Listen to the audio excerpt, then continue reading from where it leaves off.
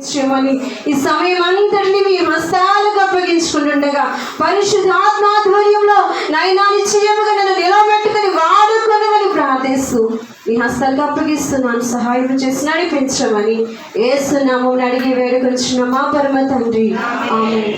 వాక్య భాగాన్ని చదువుకుందామండి. హెబ్రీయులకు రాసిన పత్రిక 10వ అధ్యాయం 23వ వచనం చదువుదాం. హెబ్రీయులకు రాసిన పత్రిక 10వ అధ్యాయము 23వ వచనం.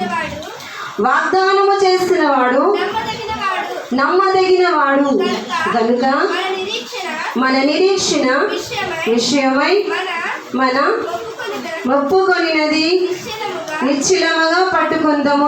తన పరిశుద్ధ వాక్యం మన వినికిడిలో దీవించునుగాక.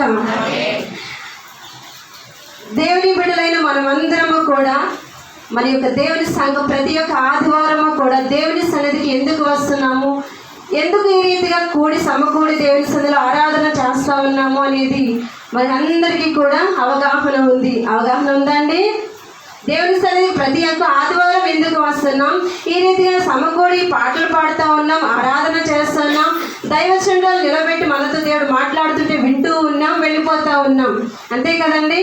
మనం ప్రతి ఒక్క ఆదివారము జరిగించే ప్రక్రియ ఇదే. అంతే కదండి. రావడం ఈరోజు ఆదివారం కాబట్టి మందిరానికి వెళ్ళాలి. మనకు ఒక మందిరం ఏర్పాటు చేయబడింది, మనకు ఒక దైవజనులు దేవుడు ఏర్పాటు చేశారు కాబట్టి ఎక్కడికి వెళ్ళాలండి? ప్రతి ఒక్క ఆదివారం వస్తే దేవుని సన్నిధికి వెళ్ళాలి, అక్కడ కాసేపు కూర్చోవాలి, పాటలు పాడాలి, ఆరాధన చేయాలి, వాక్యం వినాలి, ఇంటికి వచ్చేయాలి. ఇదే కదండి మన యొక్క దినచర్య. ప్రతి ఒక్క ఆదివారం యొక్క మన యొక్క పరిస్థితి ఏమైపోతుంది అంటే ఇదే రీతిగా మారిపోతూ ఉంది. అంటే ప్రతి ఒక్కరికి ఏముందంటే ఏదో ఒక టెంపుల్కి వెళ్ళాలి, అక్కడ ఒక దేవుణ్ణి ఆరాధించాలి. ప్రతి ఒక్కరికి దేవుడు ఉన్నాడు, గుడి ఉంది. అదే రీతిగా మనకి ఒక గుడి ఉంది, మనకి ఒక దేవుడు ఉన్నాడు, మనకి ఒక ఆరాధన ఉంది. కాబట్టి మనం వెళ్తా ఉన్నాం, వస్తూ ఉన్నాం, వెళ్తా ఉన్నాం, వస్తూ ఉన్నాం. ఇదేనండి మన వ్యక్తి యొక్క జీవితంలో ప్రతిదీ జరిగే భక్తి జీవితము.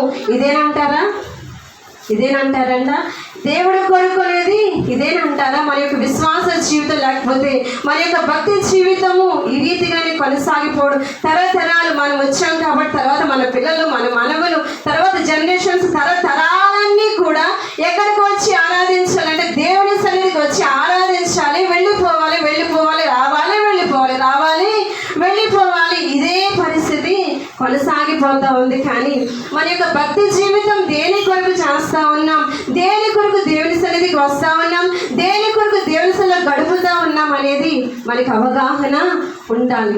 మీ అందరికీ ఉందని నేను నమ్ముచున్నాను. ఎందుకంటే మీరు మామూలు సంఘంలో దేవుడు మిమ్మల్ని నాటలేదు. అంతే కదండి. ఎక్కడ నాటాడు అంటే జీవము కలిగిన దేవుని సంఘంలో దేవుడు నాటని మాట చెబుతూ ఉండగా పరిశుద్ధాత్మ దేవుడు నన్ను బలపరుస్తూ ఉన్నారండి. ఇప్పుడు మామూలుగా చెప్పట్లేదు ఈ మాట. జీవము కలిగిన దేవుని సంఘంలో మీరు ఎక్కడ నాటబడ్డారండి? జీవము కలిగిన దేవుని సంఘంలో. అంటే సాధారణ అన్ని సంఘాలు జీవం గలవా అంటే జీవము లేవని ఈనాటి దినాలలో మనం చెప్పొచ్చండి. అంటే ఎందుకు జీవము కలిగిన దేవుని సంఘం అని మీరు చెబుతున్నారమ్మా అంటే మీ దైవజనులు ఎలాంటి వారండి?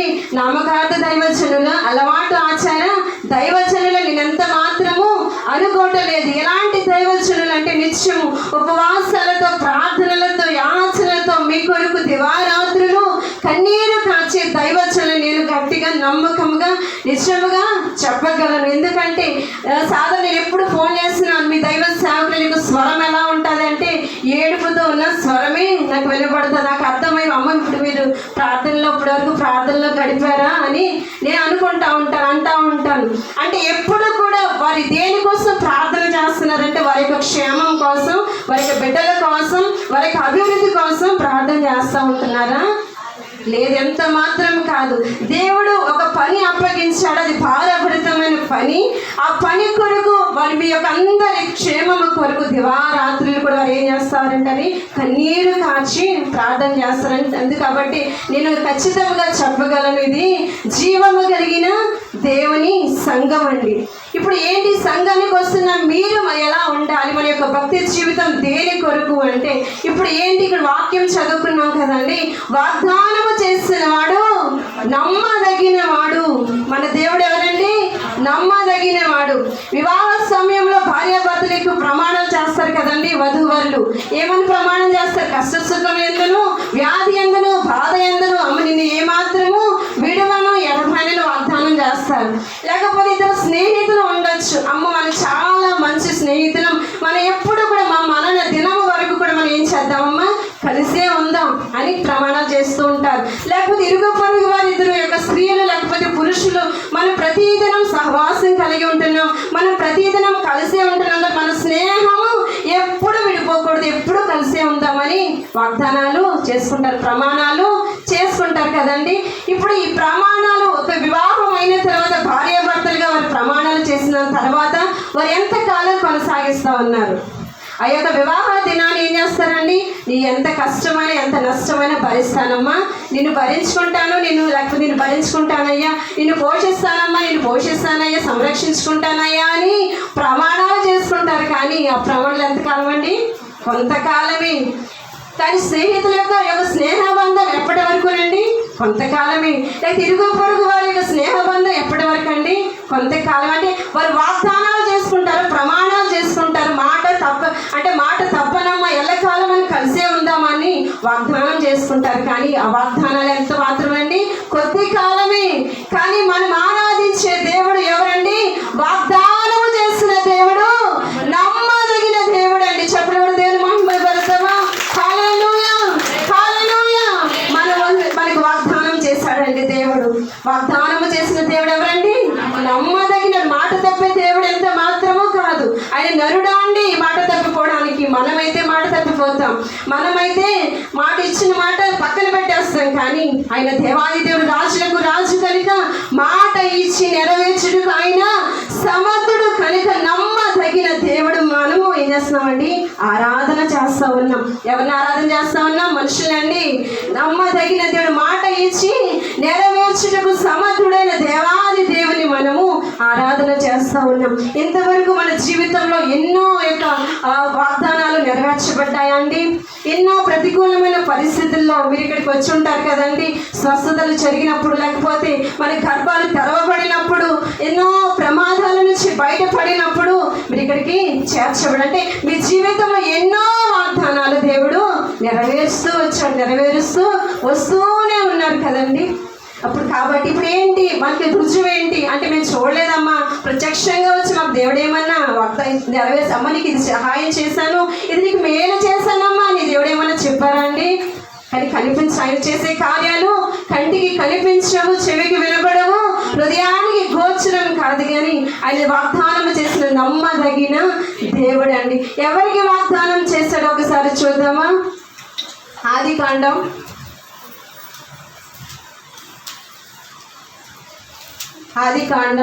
12వ అధ్యాయం 1వ వచనం చూసినట్లయితే, యెహోవా నీవు లేచి నీ దేశం నుండి, నీ బంధువుల యొద్ద నుండి, నీ తండ్రి ఇంటి నుండి బయలుదేరి నేను నీకు చూపించే దేశమునకు వెళ్ళుము.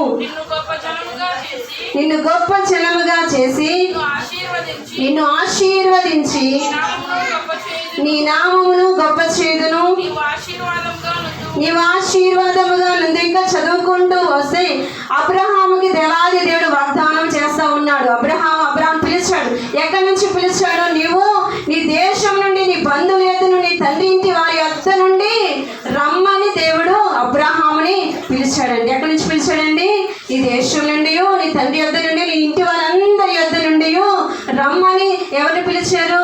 అబ్రహాముని పిలిచారు.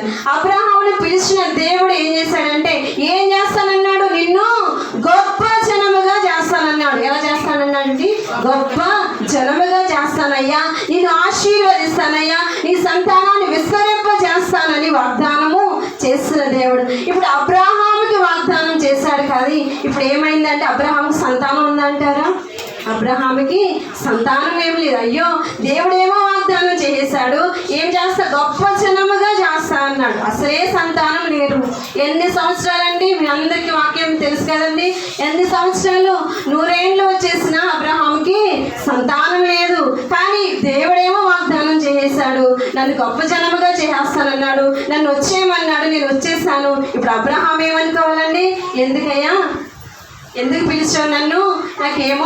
నాకు సంతానం లేదు, నువ్వు నన్నేమో ఆశీర్వదించేస్తానన్నావు, నువ్వు నన్నేమో దీవించేస్తానన్నావు, నువ్వు నన్ను గొప్ప జనముగా చేస్తానన్నావు. కానీ ఏం చేస్తావయ్యా? నాకు పిల్లలే లేరయ్యా, ఎందుకయ్యా నాకు ఈ స్థితి, నువ్వు నన్ను వచ్చేయమన్నావయ్యా అని మనమైతే అనుకుంటాం. అంతే కదండి.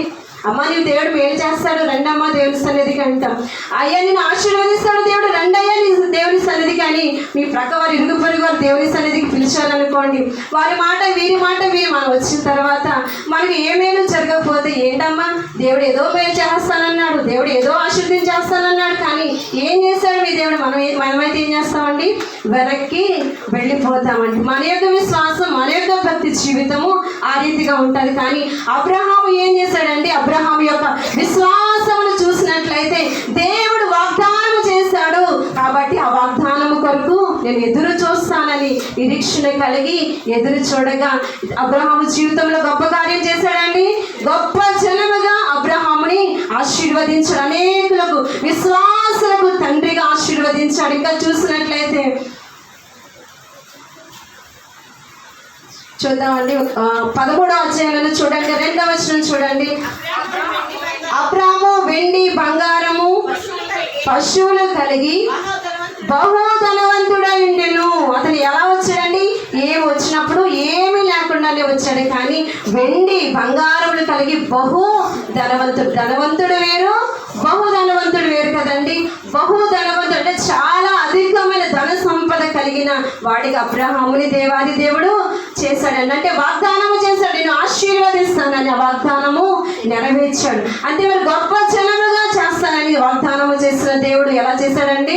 గొప్ప జనముగా చేశాడు. అంటే ఇస్సాకు 100 ఏళ్ళ ప్రాయంలో ఇస్సాకును అనుగ్రహించి ఆ ఇస్సాకును బట్టి తరతరాలు అయ్యో 12 గోత్రాలు రావడానికి ఎవరిని వాడుకున్నారండి? అబ్రహాము ద్వారా, అబ్రహాము సంతానము ద్వారానే దేవుడు వాడుకోవడం జరిగింది. దేవుని నామానికి మహిమ కలుగును గాక. అంటే మన దేవుడు ఎవరండి? నమ్మదగిన దేవుడు. వాగ్దానము చేసిన దేవుడు ఎవరండి?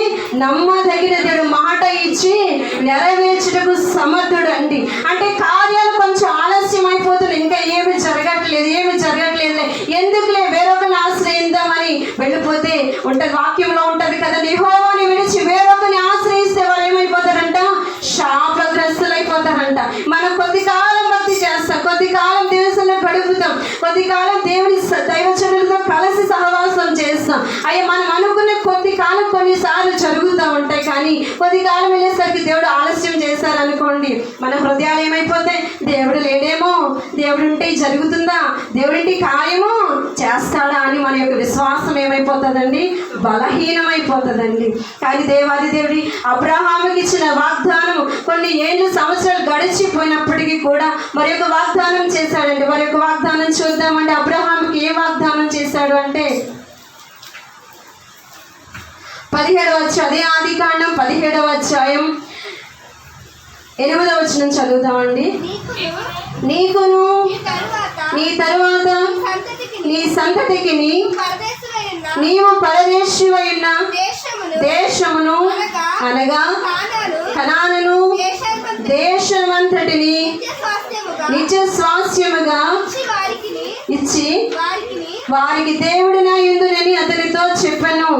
అబ్రహాముకు దేవుడు వాగ్దానం చేస్తాం, నీకును నీ తర్వాత నీ సంతతికి నీవు పరదేశుల దేశం అనగా కనాను దేశం అంతటిని కూడా ఎవరికి ఇస్తానంటున్నాడండి? నిత్య స్వాస్థ్యముగా. కొద్ది కాలం ఇస్తానంటున్నాడండి. కొద్ది కాలం ఇస్తానులేమయ్యా, కొంచెం ఇంతవరకు ఉన్నా కాబట్టి, ఇంతవరకు నా ఇంత విశ్వాసం ఉంచావు కాబట్టి కొన్ని సంవత్సరాలు ఉండు, కొన్ని సంవత్సరాలు ఇవ్వలే అని దేవాది దేవుడు అంటున్నాడా? నిత్య స్వాస్థ్యముగా అంటే ఎల్లప్పుడూ కూడా కనాను దేశాన్ని ఎవరికి ఇస్తానంటున్నాడండి? నీకును నీ సంతతికి కూడా ఇస్తానని వాగ్దానం చేస్తున్నాడు. దేవుని నామకి మహిమ కలుగును గాక. చెడ్డ హల్లెలూయా, హల్లెలూయా. ఎంతటి గొప్ప వాగ్దానం అండి. అంటే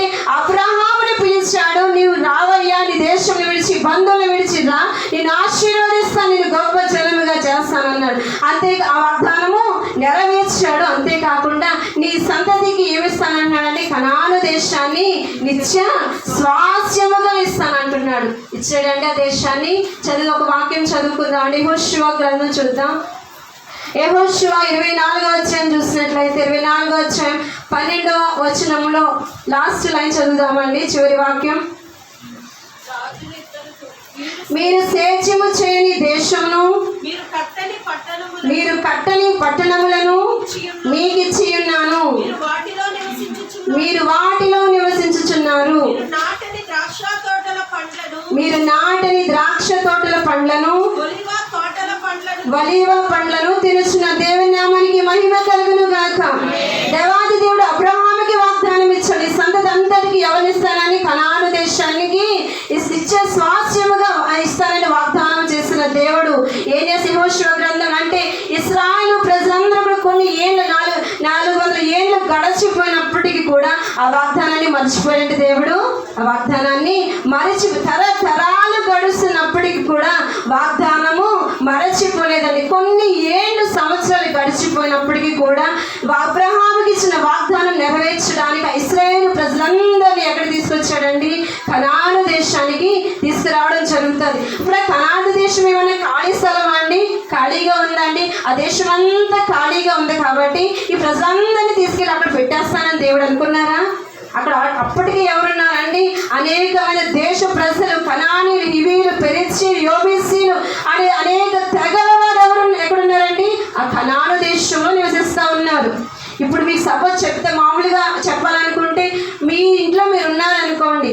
మీ ఇంట్లో మీరున్న తర్వాత వేరే వాళ్ళు తీసుకొచ్చి అమ్మ ఈ ఇంటిని మీరు వెళ్ళిపోండి, ఇక్కడ నుంచి వెళ్ళిపోండి, ఈ ఇంటిని వీరికి ఇచ్చేస్తున్నాను అంటే మీరు వెళ్తారండి? వెళ్తారు? ఎంత మాత్రము. నేనెందుకు వెళ్ళాలి, నేను కట్టుకున్న ఇల్లు, నేను నివసిస్తున్న ఇల్లు, నేనెందుకు వెళ్ళాలని ఎంత మాత్రం కూడా వెళ్ళరండి. ఇప్పుడు కనానీయులు, పెరిజ్జీలు, యోబీసీలు అప్పటికి ఆ కనాను దేశం అంతటిని ఆక్రమించుకుని అక్కడ నివసిస్తూ ఉన్నారండి. అక్కడ నివసిస్తూ ఉన్నప్పుడు మరి వాళ్ళందరినీ వెళ్ళగొట్టాలంటే అక్కడ ఏం జరగాలండి? సమాధానంగా ఏమైనా జరుగుతుందండి? అక్కడ పెద్ద యుద్ధమే జరుగుతుంది. అంటే వాళ్ళందరినీ చెదరగొట్టి ఎవరికి ఇవ్వాలండి ఈ దేశాన్ని? ఇశ్రాయేలు ప్రజలందరికీ కూడా దేశాన్ని స్వాస్యంగా ఇవ్వాలని దేవుడు వాగ్దానం చేశాడు. కాబట్టి అక్కడున్న ప్రతి జనమును కూడా వెళ్ళగొట్టేసి ఆ కనాను దేశాన్ని ఆ యొక్క ఇశ్రాయేలు ప్రజలకి ఇచ్చేయడం జరుగుతుంది. అంటే ఇచ్చేసి అంటే మీరు వెళ్ళిపోయి కూర్చోండమ్మా, ఆ దేశంలో నేను పెట్టేశాను, ఇక్కడ ఉండిపోండి అని ఏమన్నా అన్నారండి? ఆ దేశం ఎలా ఉందని ఇక్కడ చదువుకున్నామండి. మీరు సేద్యము చేయని దేశంలో మీరు కట్టని పట్టణంలోనే మీకు ఇచ్చిండానంట. హల్లెలూయా, హల్లెలూయా. అంటే కట్టని పట్టణాలు అంటే వాళ్ళు ఏమీ కట్టుకోలేదంట. చక్కటి ఇల్లులు అక్కడ కట్టేసి పెట్టారేమో కదండి. చక్కటి మీకు చెప్పాలంటే ఒక పెద్ద బంగ్లా, డూప్లెక్స్ బంగ్లా కట్టేసి రెండమ్మని తీసుకెళ్ళి ఒక తాళం చేయి మీకు ఇచ్చేసి ఆ డూప్లెక్స్ ఈ ఇల్లు మీదే అని అన్నారనుకోండి ఎవరైనా, మీకు ఎలా ఉంటుందండి? చాలా బాధగా ఉంటుంది. అయ్యో నేను రాను అంటారా? నేను ఉండన ఇంట్లో అంటారా? అన్ని సదుపాయాలు ఉన్నాయి, అసలు ఎక్కడికి వెళ్ళలేని పరిస్థితి. బయటికి అడుగుపెడితే మట్టి అంటుకొని పరిస్థితి కలిగి ఒక అందమైన భవనాన్ని మీకు ఇచ్చేసి తాళం చేతులు ఇది మీ చేతిలో పెట్టేస్తే మీకు ఎలా ఉంటుందండి? చాలా చాలా సంతోషంగా ఉంటుంది కదండి. ఇప్పుడు దేవాది దేవుడు ఇశ్రాయేలు ప్రజలకు కూడా ఏం చేశారంటే కట్టని వాళ్ళు ఏమైనా కట్టుకున్నారా? వాళ్ళు ఏమైనా కష్టపడ్డారా అండి?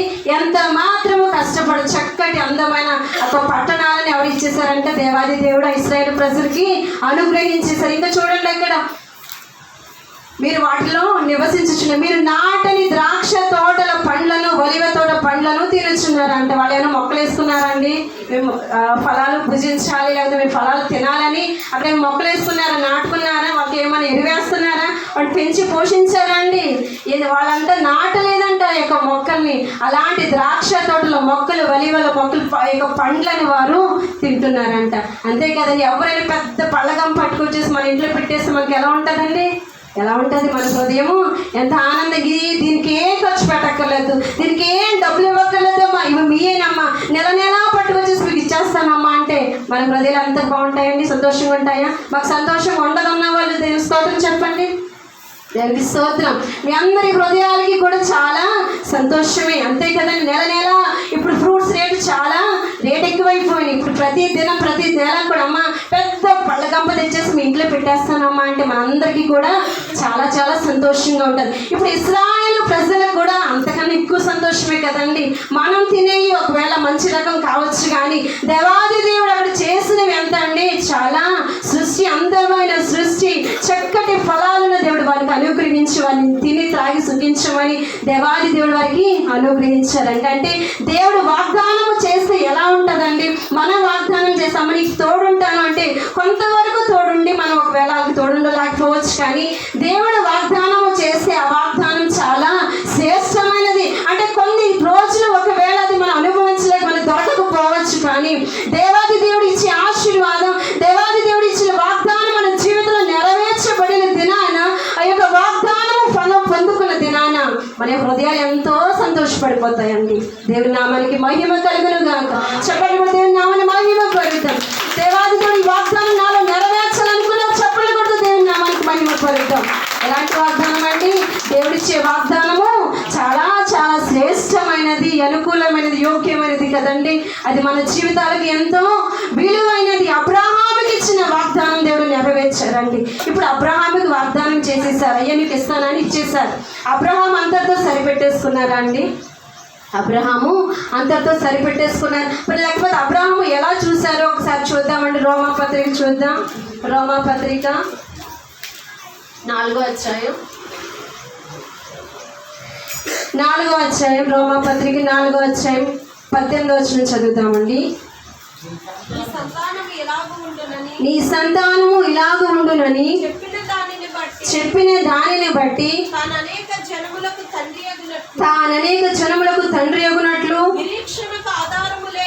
నిరీక్షణకు ఆధారము లేనప్పుడు అతడు నిరీక్షణ కలిగి నమ్మిన దేవుని నామానికి మహిమ కలుగును గాక. హల్లెలూయా.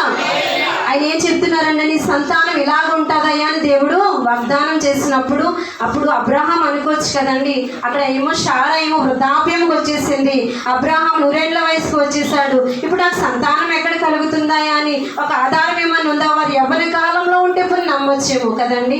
యవ్వన కాలంలో ఉన్నారంటే నాకు పిల్లలు పుడతారంట, నన్ను దేవుడు ఆశీర్వదిస్తారంట, నేను దీవిస్తారంట అని నమ్మొచ్చు. కానీ వాళ్ళు ఎక్కడికి వచ్చేసారండి? వృద్ధాప్య దశలకు వచ్చేసినప్పుడు. అంటే నిరీక్షణకు ఆధారం లేదు. అక్కడ ఏం లేదండి నిరీక్షించడానికి, అంటే నమ్మడానికి ఆధారం లేదు. నమ్మడానికి ఆధారం లేకపోయినా ఎవరు నమ్మారండి?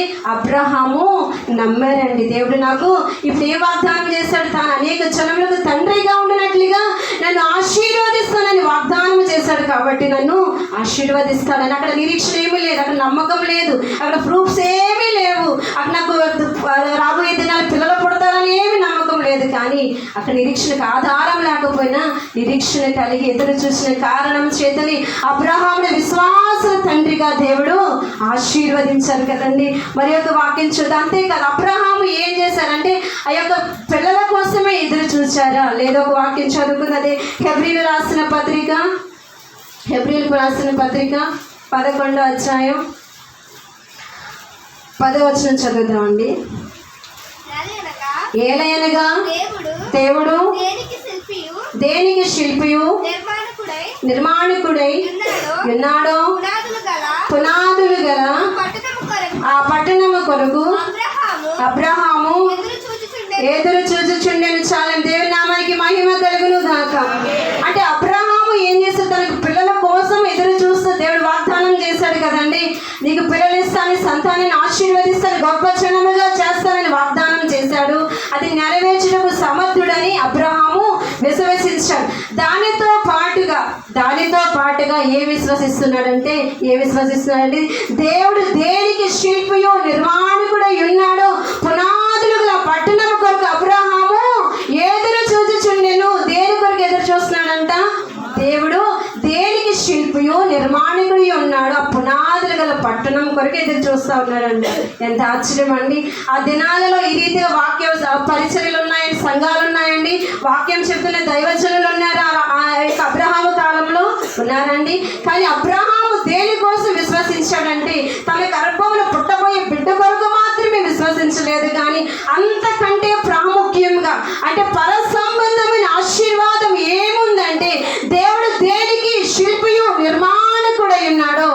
పునాదులు గల పట్టణం కొరకు ఎదురు చూశాడు. దేవుని నామానికి మహిమ కలుగును గాక. చెప్తామండి హల్లెలూయా. అంటే మనము దేవుని కొరకు ఎదురు చూస్తూ ఉన్నాం. మనము దేని కొరకు ఎదురు చూస్తూ ఉన్నాం. ఇందుకే మిమ్మల్ని అడిగాను కదండి, ప్రతి వారము కూడా దేవుని సంఘానికి ఎందుకు వస్తూ ఉన్నాం, ఎందుకు వెళ్తూ ఉన్నాం, ఎందుకు ఆరాధిస్తున్నాం, ఎందుకు ప్రార్థిస్తూ ఉన్నాం. ఎందుకు ప్రార్థిస్తున్నామంటే, దేవా నాకు స్వస్థత కావాలి యేసయ్యా, దేవా నాకు ఆరోగ్యం కావాలి, లేకపోతే నాకు అంటే ధనము కావాలి, నాకు ఉద్యోగం కావాలి, నాకు గర్భఫలం కావాలి, లేకపోతే నా కుటుంబము బాగుండాలి అనే రీతిగానే మనము దేవుని సన్నిధికి వస్తున్నామేమో. ఇప్పుడు ఎంత మనకి ఏమో నిరీక్షణకు ఆధారము మనకు ఉందండి. చూద్దాం ఎందుకు లేదు, ఎందుకు ఉందా ఆ యొక్క ఆధారం అంటే చూడండి, ఆ ఎబ్రీ పత్రికలోనే చూద్దాం. 10వ అధ్యాయం 19వ వచనం చూద్దాం. సహోదరులారా, యేసు మన కొరకు ప్రతిష్ఠించిన మార్గమున, చాలండి, యేసు మన కొరకు ప్రతిష్ఠించిన మార్గమున. యేసుక్రీస్తు మనకేం కొరకు ప్రతిష్ఠించారండి? ఒక మార్గాన్ని ప్రతిష్ఠించారు. దేవుని నామానికి మహిమ కలుగును గాక. అంటే అబ్రహాముకు నిరీక్షణ లేదు, కానీ అబ్రహాం ఏం చేశారంటే పునాదులు గల పట్టణము కొరకు ఎదురు చూచారు. అతనికి నిరీక్షణ లేదు, కానీ మనకి నిరీక్షణ ఉంది. మనకి వాక్యం ఉంది, మనకి దైవజనులు ఉన్నారు, మనకి సంఘం ఉంది, మనకి ఒక నిరీక్షణ ఉంది. ఆ నిరీక్షణ ఏంటో అంటే యేసయ్య మన నిరీక్షణ, అంతే కదండి. యేసుక్రీస్తు వచ్చారు ఈ లోకానికి, మన పాపముల నిమిత్తం, మన శాపముల నిమిత్తం ఆయన బలి అయిపోయి మన కొరకు ఆరోహణం అయిపోయి మనకు ఒక మార్గాన్ని సిద్ధపరిచారు, అంతే కదండి. మనకు ఒక మార్గాన్ని సిద్ధపరిచారు. ఏంటి ఆ మార్గం అని చూసినట్లయితే చూద్దాం. నూతనమైనదియు జీవము కలదియు ఆయన శరీరమును తెర ద్వారా ఏర్పరచబడినదైన మార్గమున ఆయన రక్తము వలన పరిశుద్ధ స్థలమునందు ప్రవేశించుటకు మనకు ధైర్యము కలిగి ఉన్నదండి. ఎవరి ద్వారా అంటే ఆయన పరిశుద్ధమైన రక్తము ద్వారా ఎక్కడికి ప్రవేశించడానికి? ఆ పరిశుద్ధ స్థలానికి మనకి ప్రవేశించడానికి. ఆనాటి కాలంలో పరిశుద్ధ స్థలానికి ప్రవేశించడానికి అధికారం ఉందండి, ప్రవేశం ఉందా అండి?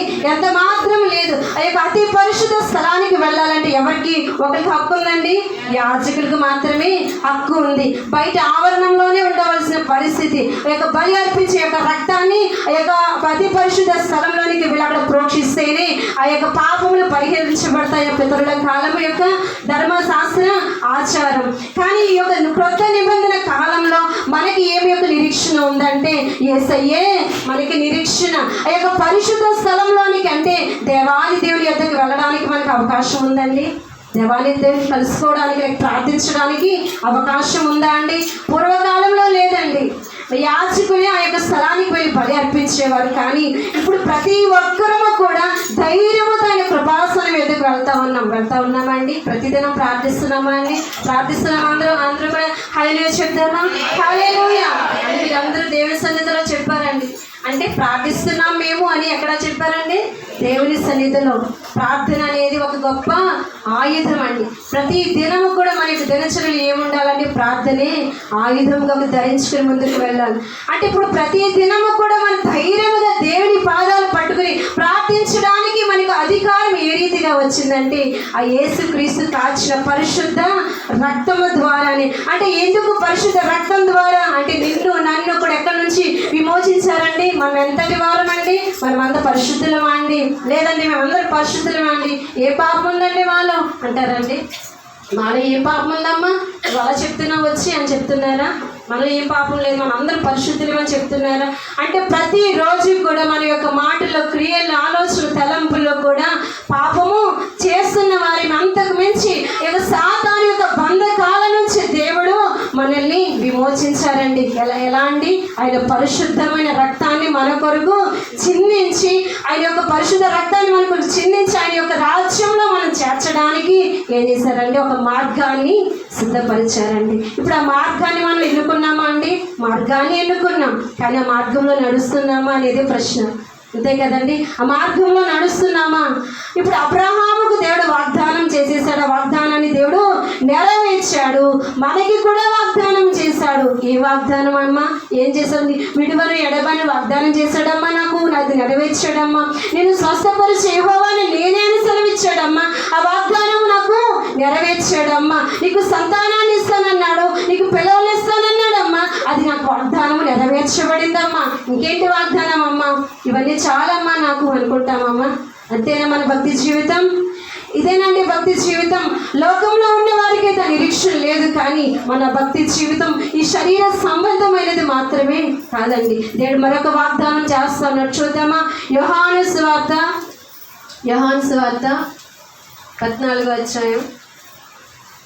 14వ అధ్యాయం 2వ వచనం చదువుదామండి.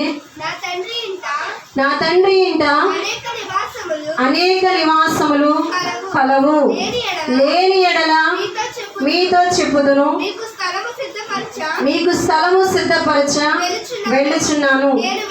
నేను వెళ్ళి మీకు స్థలము సిద్ధపరచిన ఎడల నేనుండు స్థలములో మీరును ఉండులాగున మరలా వచ్చి నా యొద్ద ఉండుటకు మిమ్మును తీసుకుని పోదును. దేవాది దేవుడు నీకు నాకు ఇస్తున్న వాగ్దానం ఇదేనండి. దేవుని నామానికి మహిమ కలుగును గాక. స్తోత్రం, హల్లెలూయా. దేవాది దేవుడు నీకు నాకు ఇస్తున్న వాగ్దానం ఇదేనండి. పర సంబంధమైన వాగ్దానం, శరీర సంబంధమైన వాగ్దానాలు ఎన్నో ఇచ్చారు దేవుడు నీకు నాకు. అవన్నీ కూడా పొందుకుంటూనే ఉన్నాం ప్రతిదినం కూడా. కానీ అంతకంటే ప్రాముఖ్యమైనది శరీర సంబంధముకైనా మనం దేని కొరకు భక్తి చేస్తున్నామంటే పర సంబంధమైన జీవితం కొరకే మనం భక్తి చేస్తూ ఉన్నాం. ఆ భక్తి జీవితం అంటే వాగ్దానం యొక్క ఏంటి వాగ్దానం అంటే, నా తండ్రి ఇంట అనేక నివాసములు కలవు, లేని ఎడల మీతో చెప్పుదును, మీకు స్థలము సిద్ధపరచ వెళ్ళుచున్నాను. నేను వెళ్ళి మీకు స్థలము సిద్ధపరచిన నేనుండు స్థలంలో మీరును ఉండులాగిన మరలా వచ్చి నా యొద్ద నుండుటకు మిమ్మల్ని తీసుకుని పోతాను అంటున్నాడు. అంటే ఆయన ఏం చేస్తున్నారంటే మరలా వస్తారంట. ఆయన ఎవరండి? ఎక్కడి నుంచి వస్తారండి? మరలా ఆయన మనందరి కొరకు ఏం చేస్తారు? అక్కడ స్థలాన్ని సిద్ధపరచడానికి వెళ్ళారు. అంటే నీ కొరకు నా కొరకు రక్తాన్ని కాచి బలి అయిపోయి మరలా 3వ దినాన తిరిగి లేచి ఆరోహణం అయిపోయి మరలా యొక్క పరలోక రాజ్యం నుండి మళ్ళీ భూమి మీద ఆయన ఎవరైతే అంగీకరిస్తున్నారో, ఎవరైతే ఆరాధన చేస్తున్నారో, ఎవరైతే ఆయన స్తుతిస్తూ ఉన్నారో ఆయన కొరకు మరలా ఏమొస్తున్నారండి? ఆయన వస్తూ ఉన్నారంట. వచ్చిన తర్వాత నిన్ను నన్ను ఎక్కడ తీసుకెళ్ళిపోతారండి? ఆయన ఉన్న చోటికే తీసుకుని వెళ్ళిపోతారంట. దేవుని నామానికి మహిమ కలుగును గాక. అంటే ఇప్పుడు ఏంటండి? ఆయనకు మార్గము తెలుసు, అంతే కదండి. ఆయన అక్కడ నుండి వచ్చారు కాబట్టి మనల్ని మళ్ళీ అక్కడికి తీసుకువెళ్తారు, అంతే కదండి. ఎవరైనా మిమ్మల్ని కువైట్ దేశం తీసుకెళ్తానని వాగ్దానం చేశారనుకోండి, మరి నేను కువైట్లో ఉన్న నీకు వీసా పంపిస్తాను అక్కడికి వచ్చి అన్నారనుకోండి, మీరు నమ్ముతారా నమ్మరా? నమ్ముతారు. ఎందుకు నమ్మరంటే ఆమె అప్పటికే ఎక్కడుంది? కువైట్ దేశంలో ఉంది కాబట్టి నన్ను తీసుకువెళ్తాదని నమ్మకం ఉంటుంది. లేదు ఇక్కడ ఉండి ఇటు అటు తిరుగుతున్న ఆమె, అమ్మ నేను కువైట్ దేశం తీసుకెళ్ళిపోతాని వస్తావా అంటే మీరు అది నమ్ముతారా? అంత మాత్రం కూడా నమ్మరు. ఎందుకంటే ఇక్కడ తిరిగి ఆమె నన్ను ఎక్కడ తీసుకువెళ్తుంది అనుకుంటారు, అంతే కదండి. అదే రీతికి ఇప్పుడు దేవాది దేవుడు ఎక్కడ తిరిగేవాడండి అంటే ఇక్కడికి వచ్చి వెళ్ళిపోయి మరలా అక్కడ ఉండి అక్కడ స్థలాన్ని సిద్ధపరిచి మళ్ళా నిన్ను నన్ను తీసుకువెళ్ళడానికి ఈ భూమి మీదకి వస్తూ ఉన్నాడండి. ఆ వచ్చినప్పుడు ఇలా ఉంటే మనం వెళ్ళిపోతామంటారా? ఇలా సామాన్యులుగా నమ్మకార్థంగా వచ్చి ఆదివారం ఆరాధనకు వచ్చి నియామక ప్రార్థనకు మానేసి, ఉపవాస ప్రార్థనకు మానేసి, ప్రార్థన అంటే నిర్లక్ష్యముగా, ప్రార్థన అంటే అనాశక్తిగా ఉంటూ ఉంటే దేవాది దేవుడు అమ్మ రామ నీ కొరకే పల్లవ రాజ్యం సిద్ధపరచని తీసుకెళ్ళిపోతారంటారా? ఎంత మాత్రము కూడా తీసుకువెళ్ళరండి. మరి ఎలా ఉంటే ఆయన పరలోక రాజ్యానికి తీసుకువెళ్తారంటే చూద్దాం. హెబ్రీ పత్రికలోని చూద్దామండి ఎలా ఉండాలి ఆయనకంటే. 10వ అధ్యాయం 22వ వచనం చూద్దాం. మనస్సాక్షికి కల్మషము తోచుకున్నట్లు ప్రోక్షింపబడిన హృదయము గలవారమును నిర్మలమైన ఉదకముతో స్నానము చేసిన శరీరములు గలవారమునై ఉండి చాలండి. ఇప్పుడు ఎలా ఉంటే దేవాది దేవుడు నిన్ను నన్ను పరలోక రాజ్యానికి తీసుకెళ్తారంటే మనస్సాక్షికి కల్మషము తోచుకున్నట్లంట. అంటే మన మనస్సాక్షి ఎలా ఉంటుంది? కల్మషముతో ఉంది. మనమందరం కూడా మన యొక్క హృదయాలు దేనితో నింపబడింది? మార్కు సువార్తలో ఉంటుంది కదండి. మన హృదయాలు దేనితో నింపబడి? స్వార్థం, అసూయ, కలహము, పగ, ద్వేషం, అంతే కదండి. ఇవన్నీ కూడా మన హృదయంలో నింపబడి ఉన్నాయి. మన మనసాక్షి అంత కల్మషంతో నింపబడి ఉంది. అంతే కదండి. మన పైకి మంచిగా కనబడతా ఉంటాం, పైకి మంచిగా మాట్లాడుతూ ఉంటాం. ఎదుటి వచ్చి అమ్మ బాగున్నాను అంటే బాగున్నానని చెప్తారు, కానీ ఆమెను బట్టి మన హృదయంలో ఏదో ఒక వేరొక భావమే కలుగుతూ ఉంటుంది. అంటే మన మనసాక్షి సరిగా ఉన్నట్లేనండి. అమ్మ నేను ఇది కొనుక్కున్నానమ్మా, నెక్లెస్ కొనుక్కున్నానమ్మా, బాగుందా అని ఒక ఆమె తీసుకొచ్చింది అనుకోండి, మీ ఇంటికి తీసుకొస్తే ఏం చేస్తారు? అప్పుడు చాలా బాగుందమ్మా, చాలా బాగుంది అని పైకి అంటాం, కానీ మరి లోపల హృదయం సంతోషిస్తుందండి. అబ్బో ఈవిడే కొనుక్కుందంట పెద్ద నెక్లెస్, మేము కొనుక్కోగలము, మేము పట్టు చీరలు కొనుక్కోగలమని లోపల హృదయం మాత్రం ఎలా ఉంటుందండి? కల్మషంతో నిండి ఉంటుందండి. దేవాది దేవుడు అలాంటి మనసు కోరుకుంటున్నాడండి. దేవాది దేవుడు అట్టి మనసు కోరుకోవట్లేదు, కానీ కల్మషము తోచుకున్నట్లు, అంటే అసలు ఏమి కల్మషమే లేకుండా, అంటే నా హృదయం సరిగా ఉందా లే, అమ్మో నా హృదయంలో ఇది ఉందా లేదా అన్న భయంతో ఉండాలంటండి. చూడండి, అంటే కల్మషమే ఉండకూడదు. ఇంకా ఎలా ఆలోచించాలంట? అమ్మో కల్మషం ఉందేమో, లేదంటే ఆ యొక్క అమ్మే వాళ్ళ సహోదరి ద్వారా నేను ఏమన్నా ఆమె గురించి వేరుగా మాట్లాడుకుంటున్నానా, వేరుగా ఆలోచన చేసుకుంటున్నానా అన్నంత భయంతో ఉండాలంట. ఎంత చూడండి, అంటే కల్మషము తోచుకున్నట్లు మన మనసాక్షి ఎలా ఉండాలంటే ఎప్పుడు కూడా చక్కటి, అంటే మనస్సాక్షి కలిగి, అంటే నీ యొక్క సహోదరి గురించి నీ పైకి ఏం మాట్లాడుతున్నావో చెప్పాలంటే ఇంకా లోపల కూడా అదే రీతిగా ఉంటేనే మనసాక్షి కల్మషము తోచుకున్నట్లుగా చక్కటి హృదయము కలిగి ఉండినట్లుగా. అదే రీతిగా ఇంకా ఏమి? ప్రోక్షించబడిన హృదయము కలవారము. ప్రోక్షించబడిన హృదయము కలవారం అంటే మీకు ఉదాహరణకి చెప్పాలంటే ఒక బిందెలో నీళ్ళున్నాయనుకోండి, ఒక బిందెలో నీళ్ళున్నాయి, ఆ బిందె నిండా నీళ్ళున్నాయి, కింద దింపేసి మొత్తం అన్నీ కూడా కొమ్మరించేసామనుకోండి, ఎలా ఉంటుందండి? మొత్తం ఖాళీగా ఉందన్నమాట. అంటే ప్రోక్షించబడిన హృదయం, మన హృదయంలో ఎటువంటి మచ్చ డాగు లేకుండా మనమంతా ప్రోక్షించబడిన హృదయాలు కలిగిన వారముగా ఉంటేనే ఎక్కడికి వెళ్తామండి? దేవుని రాజ్యానికి వెళ్తామంట. ఆయన యొక్క పరలోక రాజ్యానికి నిన్ను నన్ను కూడా తీసుకువెళ్తారంట. అంతేకాకుండా నిర్మలమైన ఉదకముతో స్నానము చేసిన శరీరము గలవారమే మనం ఎప్పుడు కూడా ఇలాంటి చక్కటి వాక్యముతో, అంటే మీకు చక్కటి వాక్యం బోధించే దైవజనులను కలిగిన వారు చెప్పే ప్రతి ఒక్క మాట ద్వారా ఏం చేయాలండి? నేను సరి చేసుకోవాలి. ఈ మాట నా కొరకే, ఈ మాట నా కొరకే కాదు, ఈ మాట ఈమె కొరకేనమ్మా, ఈ మాట పాస్టర్ గారు వాళ్ళు చెప్పారు కదా, ఈ మాట ఆమె కొరకేనంట అని అనుకున్నాం అనుకోండి. ఇప్పుడు ఆ యొక్క అంటే వాక్యముతో మనం ఉదక స్నానం చేయబడుతున్నామా అండి? ఎంత మాత్రం లేదు. అంటే ఇక దైవజనులు ఇక్కడ నిలబడినప్పుడు వారు ఉద్దేశించి ఏమీ మాట్లాడరు, కానీ వారిలో ఉన్న పరిశుద్ధ ఆత్మ దేవుడే మీ అందరితో మాట్లాడుతూ ఉన్నప్పుడు ఏం చేయాలండి? ఈ వాక్యము నా కొరకేనేమో, నాలో ఇంకా ఏ లోపం ఉందో, నాలో ఇంకా ఏ తప్పిదాలు ఉన్నాయేమో, ఇంకా సరి చేసుకోవాల్సిన పరిస్థితులు కలిగి ఉన్నానేమో, కాబట్టి ఆ వాక్యం నా కొరకే ప్రభువా, నేను సరి చేసుకోవాలి ప్రభువా, నేను ఇంకా చెక్కబడాలి ప్రభువా, నేను ఇంకా మలచబడాలి ప్రభువా అంటూ దేవుని సన్నిధిలో ఎలా ఉండాలండి? ప్రార్థించేవారిగా ఉండాలి. ఇలాంటి అనుభవం, అంటే తగ్గింపు జీవితం కలిగిన పరిస్థితులు మనము కలిగి ఉండాలి. ఈనాటి దినాల్లో ఎవరికి వారు ఎలా ఉంటున్నామండి? అధికారులుగా ఉంటా ఉన్నాం. అంత తగ్గింపు మనసు ఉందా అండి? తగ్గింపు జీవితం ఉందా అండి?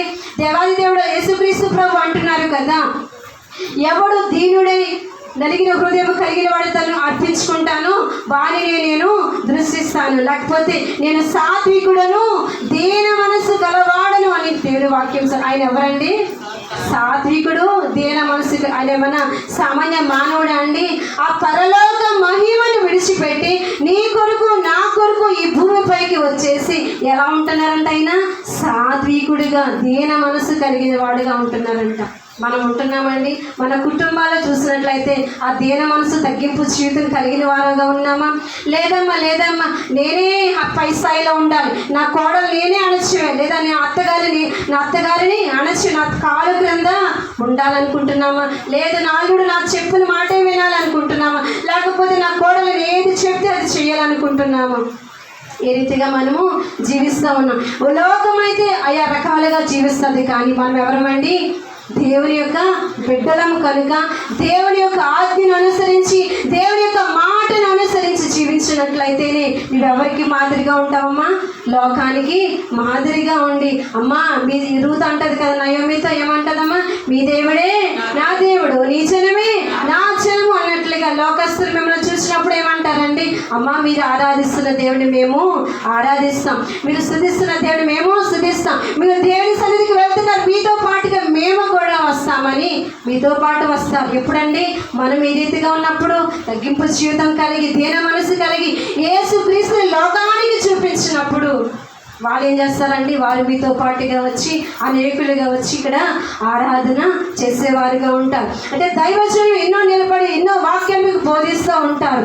ఆ వాక్యానుసారమైన జీవితం ఎవరిలో చూడాలని చూస్తూ ఉంటారంటే మీలో చూడాలని. అంతే కదండి, వారు దివారాత్రులు కనిపెట్టి ప్రార్థన చేసేది ఎందుకోసం అంటే మీరు ఇచ్చే కానుకల కోసమా అండి? లేకపోతే మీరు దేవుని సన్నిధికి వస్తే వాళ్ళకి ఎంత సంతోషమా అంటే లేదు, కానీ వచ్చినంతనే సంతోషం కాదు. కానీ వచ్చిన మీరు దేవుని ఎదుట ఎలా ఉండాలంటే పవిత్రమైన వధువు కన్యకగా ఆ ఎదుట నిలబడటకు శక్తిమంతులైపోతూ దినము కూడా మీరందరూ కూడా ఆ ఎదుట సమకూడే పరిస్థితిలో కలిగిన వారుగా మీరుంటే దైవజనులకు ఎంతో ఆనందం అండి, ఎంతో సంతోషం అండి. ఇంకా మీరు ఎలా ఉంటారంటే పాలు తాగే పరిస్థితిలో ఉంటే వారికి సంతోషం కాదు, సంతోషమేనండి. మీ బిడ్డలు ఇంకా ఒక 20 సంవత్సరాలు వచ్చేసిన అమ్మ పాలు తాగుతారు, లేకపోతే అమ్మ నేను చాక్లెట్ తింటాను, అమ్మ బిస్కెట్ తింటానంటే మీ సంతోషమా అండి? సంతోషము ఎంత మాత్రం కాదు. కానీ మీ బిడ్డ ఎదుగుతున్న కొద్దీ వాళ్ళ ఎదుగుదలకు సంబంధించిన యొక్క అభివృద్ధి మీరు చూస్తే ఎంత సంతోషమో. మీ బిడ్డకి జాబ్ వచ్చింది అనుకోండి, ఎంతో సంతోషం. మీ బిడ్డ ఏదైనా పరిస్థితుల్లో నేను అమ్మ ఇది చేశాను అంటే ఎంతో సంతోషం, ఎంతో ఆనందం కలుగుతుంది కదండి. అదే రీతిగా దేవుని సన్నిధిలోకి వస్తున్న దేవుని యొక్క బిడ్డలు ఎలా ఉండాలి? దినదినము ఎదుగుతూ ఎందులో ఎదుగుతూ ఉండాలండి? ప్రార్థనలో, విశ్వాసంలో, ప్రేమ చూపించటంలో ఎదుగుతూ ఉంటే ఆ దైవజనులకు అంతకన్నా సంతోషము మీరు 1,00,000 రూపాయలు చేసిన సంతోషం రాదు. కానీ మీరు దినము కూడా ప్రార్థన యందు, వాక్యం యందు, పరిశుద్ధత యందు వర్తిలతో ఎదుగుతూ ఉంటే వారి హృదయాలు చాలా చాలా ఆనందించబడిపోతాయి. ఎందుకు ఆనందించబడతాయంటే దైవజనుల యొక్క ప్రతి ప్రయాస దేని కొరకు అంటే ఆయన ఎదుట ఒక్కడే పురుషుడికి ప్రధానము చేయబడిన పవిత్రమైన కన్యకగా సంఘాన్ని నిలువబెట్టాలని ప్రయాస. హల్లెలూయా. ఎందుకు ఇంత ప్రయాస అండి? దైవచంద్రాలకు 3 దినాలకు ఎంతో అనారోగ్యం, మాట్లాడటకు కూడా శక్తి లేదు మన దినాలు ఫోన్ చేసినప్పుడు. కానీ ఇంతటి భారము కలిగి అంత ఆరాధన చేస్తూ, అంతగా మిమ్మల్ని ప్రోత్సహిస్తూ, బలపరుస్తూ, నియామక కూటాలు పెడుతూ, ఉపవాస కూటాలు పెడుతూ మీ అందరినీ బలపరచాలని అంత ప్రయాసపడేది వారి కోసమా అండి? ఎంత మాత్రము కాదండి. వస్తున్న మీరు ప్రతి దినము కూడా మార్పు చెందుతూ, రూపాంతరము చెందుతూ యేసుక్రీస్తు రూపంలోనికి మారిపోవాలని దైవజనుల యొక్క ఆశ, హృదయ వాంఛ, తపన, ప్రయాస అండి. ఆ ప్రయాసకు తగిన పుట్లుగా మనం జీవిస్తే మనం ధన్యులం. ఇహమందు పరమందును కూడా మీరు ఇహమందు ఆశీర్వదించబడి పరమందు ఏం పొందుకుంటారండి? నిత్య జీవాన్ని పొందుకుంటారు. ఆ రీతిగా కాకుండా మాకెందుకులే వస్తాం వెళ్ళిపోతాం అంటే ఎంత మాత్రము ప్రయోజనము కాదండి. ఇప్పుడు ఏ రీతిగా మరి దేవుడు వాగ్దానం చేస్తాడు? యోహాను సువార్త చదివాం కదా, ఆయన మనకి స్థలాన్ని ఇస్తానంటున్నాడు. ఆయన ఉండే స్థలంలో మనల్ని కూడా పెట్టాలని ఆశపడుతూ ఉన్నాడు. కాబట్టి ఇప్పుడు ఏ రీతిగా ఉంటే మనం అక్కడికి పరలోక రాజ్యానికి వెళ్తాం? ఏ రీతిగా ఉంటే వెళ్తామండి? మన సాక్షికి కల్మషము తోచకుండానట్లుగా ఉంటే, ఇంకా ప్రోక్షించబడిన హృదయాలు కలిగి ఉంటే, అదే రీతి ఇంకను నిర్మలమైన ఉదకముతో స్నానము చేయబడుతూ ఉంటే మన పరలోక రాజ్యాన్ని స్వతంత్రించుకుంటాం. ఆ రీతిగా మనం ఉన్నప్పుడు ఇంకా ఏమి చేయాలని కింద వాక్యం సెలవిస్తా ఉంది చూడండి. 25వ వచనం చదువుదామండి. 25వ వచనం. కొందరు మానుకొనుచున్నట్టుగా సమాజముగా కూడుట మానక ఒకరినొకరు హెచ్చరించుచు ఆ దినము సమీపించుట మీరు చూచిన కొలది మరి ఎక్కువగా అలాగూ చేయొచ్చు ప్రేమ చూపుటకును సత్కారము చేయుటకును ఒకరినొకరు పురికొల్పవాలని ఆలోచింతము. హల్లెలూయా. కొందరు మానుకొనుచున్నట్టుగా, కొందరు మానేశారండి. ప్రార్థనలు ఉన్నాయండి, సంఘాల్లో ప్రార్థనలు ఇలాంటి ఆదివారం ఆరాధన జరుగుతుంది కానీ ఉపవాస కూడికలు జరుగుతున్నాయండి? చాలా సంఘాల్లో లేవండి. కానీ దేవుడు మీకు కృప చూపించి ఉపవాస కూడికలను ఏర్పాటు చేస్తా ఉన్నారు. అంటే కొందరు మానుకొనిచున్నట్టుగా మీరు సమాజంగా కూడుట మానవద్దని దేవాది దేవుడు మీకు ఆజ్ఞ ఇస్తున్నాడు. అంటే హెచ్చరిక చేస్తూ ఉన్నాడు. చెప్పాలంటే ఏం చేస్తా ఉన్నాడండి? హెచ్చరిస్తూ ఉన్నాడు. ఏం చేశారమ్మా? కొందరు మానేసుకున్నారమ్మా, కానీ మీరు అలాగా సమాజంగా కూడటం మానద్దు. ఎందుకు మానద్దు? ఆ దినము సమీపించిన కొలది. ఏ దినం అండి? ప్రభు దినం వస్తూ ఉందండి. ఎటు చూసినా భయంకరమైన పరిస్థితులే, ఎటు చూసినా భయంకరమైన వార్తలే మనకి వినబడతా ఉన్నాయి. అంటే ఆ దినము ప్రభు రాకడ అతి సమీపముగా ఉంది. కాబట్టి మనం ఏం చేయాలండి? సమాజంగా కూడటం మానవద్దు. కొందరు మానేసుకున్నారు. ప్రార్థన అంటే ఎక్కువసేపు కూర్చుని ప్రార్థించడానికి ఓపికలు లేవి నాటి దినాన. అంతే కదండి? ఓపికలు ఉన్నాయా? కొద్దిసేపు మోకరించి ప్రార్థించడానికి శక్తి సరిపోవటం లేదు. కొద్దిసేపు దేవుని సన్నిధిలో గడపడానికి అనేకుల కొరకు విజ్ఞాపన చేయడానికి శక్తి సరిపోవట్లేదు. కొందరు మాకెందుకులే, ఆదివారం వెళ్దాం, కాసేపు అలా సరదాగా కూర్చొని వచ్చేదంటే దేవుని సన్నిధిలో గడుపుతున్నాము అనే ఆలోచన కలిగి ఉన్నాము. కానీ ప్రార్థన యందు పట్టుదల కలిగి ఉన్నామా? మీకు ఒక స్త్రీని పరిచయం చేస్తారు. రాహాబు అనే స్త్రీ ఉంది కదండి, అందరికీ తెలిసిన రాహాబు స్త్రీ. ఆమె ఎవరండి? వేశ్య. ఎవరండి? వేశ్య అంటది కదండి. యెహోషువ వేగుల వారిని ఆ యొక్క ఇనుప ప్రాంతానికి పంపించి ఆ దేశం యొక్క సంగతులను తెలుసుకుని రమ్మన్నప్పుడు వారికి ఉపకారం చేసిన మీదట ఆ రాహాబు స్త్రీ వారితో అంటారు కదా, అయ్యా నేను మీకు ఉపకారం చేశాను కదా, మీరు కూడా నాకు ఉపకారం చేయండి. ఏం ఉపకారం చేయండి అంటే, నన్ను రక్షించండి అని ఏమన్నా అడిగిందా అండి? నన్ను రక్షించమని, నా తల్లిదండ్రుని రక్షించండి సరిపోదని ఏమన్నా అడిగిందా? నేను తీయించట్లేదు. కానీ యెహోషువ గ్రంథంలో యొక్క వాక్యం చూసినట్టే చాలా చాలా ఆశ్చర్యం అనిపించింది. ఏమంటే, నా తల్లిదండ్రులు, నా అక్క చెల్లెళ్ళు, నా సహోదరులు, వారికి కలిగిన వారందరినీ కూడా రక్షించమని అడిగిందంటండి. దేవుని నామమునకు మహిమ కలుగును గాక. హల్లెలూయా. ఏమని అడిగిందండి? నా తల్లిదండ్రులు, నా అక్క చెల్లెండ్రులు, నా సహోదరులు, వారికి కలిగిన వారందరినీ కూడా ఆ యొక్క ఉగ్రత నుంచి కాపాడమని అడిగిందంట. ఎందుకు కాపాడమని అడిగిందండి? అసలు వేషకు ఆలోచన ఉంటుందా? తన యొక్క పరిస్థితి అంటే తనకు తానికి సొంతంగా తను సంతోషంగా ఉంటే సరిపోతుంది, తను మంచిగా ఉంటే సరిపోతుంది అని ఆలోచన కలిగి ఉంటుంది. కానీ ఎంతటి ఒక ఆలోచన కలిగి ఉందంటే, అంటే తనకు కలిగిన వారందరూ కూడా ఏమవ్వాలి? నాశనం అయిపోకూడదు, వారందరూ కూడా రక్షణ పొందుకోవాలి, వారందరూ కూడా క్షేమంగా ఉండాలని ఒక స్త్రీ ఆలోచన చేసిందంటండి. అంటే ఎందుకు ఆలోచన చేసిందంటే, దేవుడి దేశానికి ఉగ్రత రప్పించేస్తూ ఉన్నాడు, దేవుడి దేశాన్ని పాడు చేసేస్తూ ఉన్నాడు. కాబట్టి దేవుడు నా యొక్క బంధువులు, రక్త సంబంధం అందరూ కూడా క్షేమంగా ఉండాలని ఆ వేశ్య కోరుకుంది. కానీ నీవు నేను అలా కోరుకుంటున్నావా అండి? నీవు నేను కూడా దేవుడు తెలిసిన వారమే, దేవుని సన్నిధికి వస్తూ ఉన్న వారమే. కానీ మన యొక్క బంధువులు, మన యొక్క రక్త సంబంధికులు అందరూ ఆ రాజ్యంలో ఉండాలని మనం ఆశపడుతున్నామేమో కానీ అంత భారంగా ప్రార్థన చేస్తూ ఉన్నామండి. ప్రార్థన చేస్తున్నామా? మీకు తెలిసి కొంచెం కాలు చెయ్యి మీద లేకపోతే కొంచెం నిప్పు అంటుకుంటే ఎలా ఉంటుందండి? మంచిగా ఉంటుందా? బాబోయ్ అమ్మోయ్ అని చెయ్యి వెనక్కి తీసేసుకుంటాం కదా. మరి యుగాలు మండుచున్న ఈ యొక్క అగ్నిగుండంలో మన బంధువులు, మన రక్త సంబంధికులు అందరూ పడిపోతారు, యుగాలు కూడా వారు నిత్య నరకాగ్నికి గురైపోతారే అని ఏమన్నా చింత ఉందంటారండి? ఏమైనా బాధ ఉందంటారా? బాధ ఉంటే వారి కొరకు చిన్న బిడ్డలు లేకపోతే పెద్దవారు వారికి అజ్ఞానంలో ఉన్నారు, వారు అగ్నిగుండంలో పడిపోతారేమో, అయ్యో ప్రభువా అంటూ ప్రార్థన చేస్తా ఉన్నామా వారి కొరకు? ఆలోచన చేద్దామండి. మన పిల్లలు లేకపోతే మన పిల్లలు కొంచెం వ్యాధి కలిగితేనే, కొంచెం జ్వరం వస్తేనే, కొంచెం లేకపోతే ఆ రోజు బాగోలేకపోతేనే ఎంతో బాధపడిపోతున్నాం కదా. మరి యుగాలు కూడా మన బిడ్డలు అవ్వచ్చు, మన ఇరుగు పొరుగు వారు అవ్వచ్చు, మన రక్త సంబంధికులు అవ్వచ్చు, అందరూ కూడా ఆ నరకాగ్నికి వెళ్ళిపోతారంటే ఏమాత్రం చలనం ఉందంటారండి? చలనం ఉందా?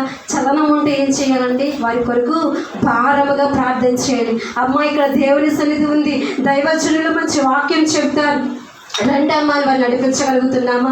ఏదో ఒక మాట చెప్తే అంటే ఒకసారి వినకపోవచ్చు, రెండవసారి వినకపోవచ్చు, మూడవసారి అయినా తప్పకుండా వారు మీ మాట వినవచ్చు. అంటే నా జీవితంలో దేవుడు ఇలా చేశాడమ్మా, అలా చేశాడమ్మా, ఏదో ఒక రీతిగా వారి దేవుని సన్నిధికి తీసుకువస్తే వారు ఏం చేస్తారండి?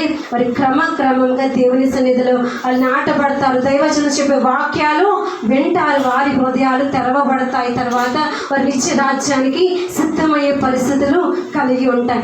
ఆ దినము సమీపిస్తూ ఉంది కదండి. ఆ దినము ఎంతో దూరంలో లేదు కదండి. ప్రభు రాకడ ఆసన్నమయ్యే దినాలలో మనం బ్రతుకుచుండగా నీ ఇంటి వారు, నీ ఇరుగు పొరుగు వారు, నీ రక్త సంబంధికులు నాశనానికి వెళ్ళిపోతూ ఉంటే మనం ఎలా నిద్రపోగలుగుతున్నామండి? లేకపోతే ఎలాగా చక్కగా కూర్చోగలుగుతున్నాం? ఆలోచన చేద్దాం.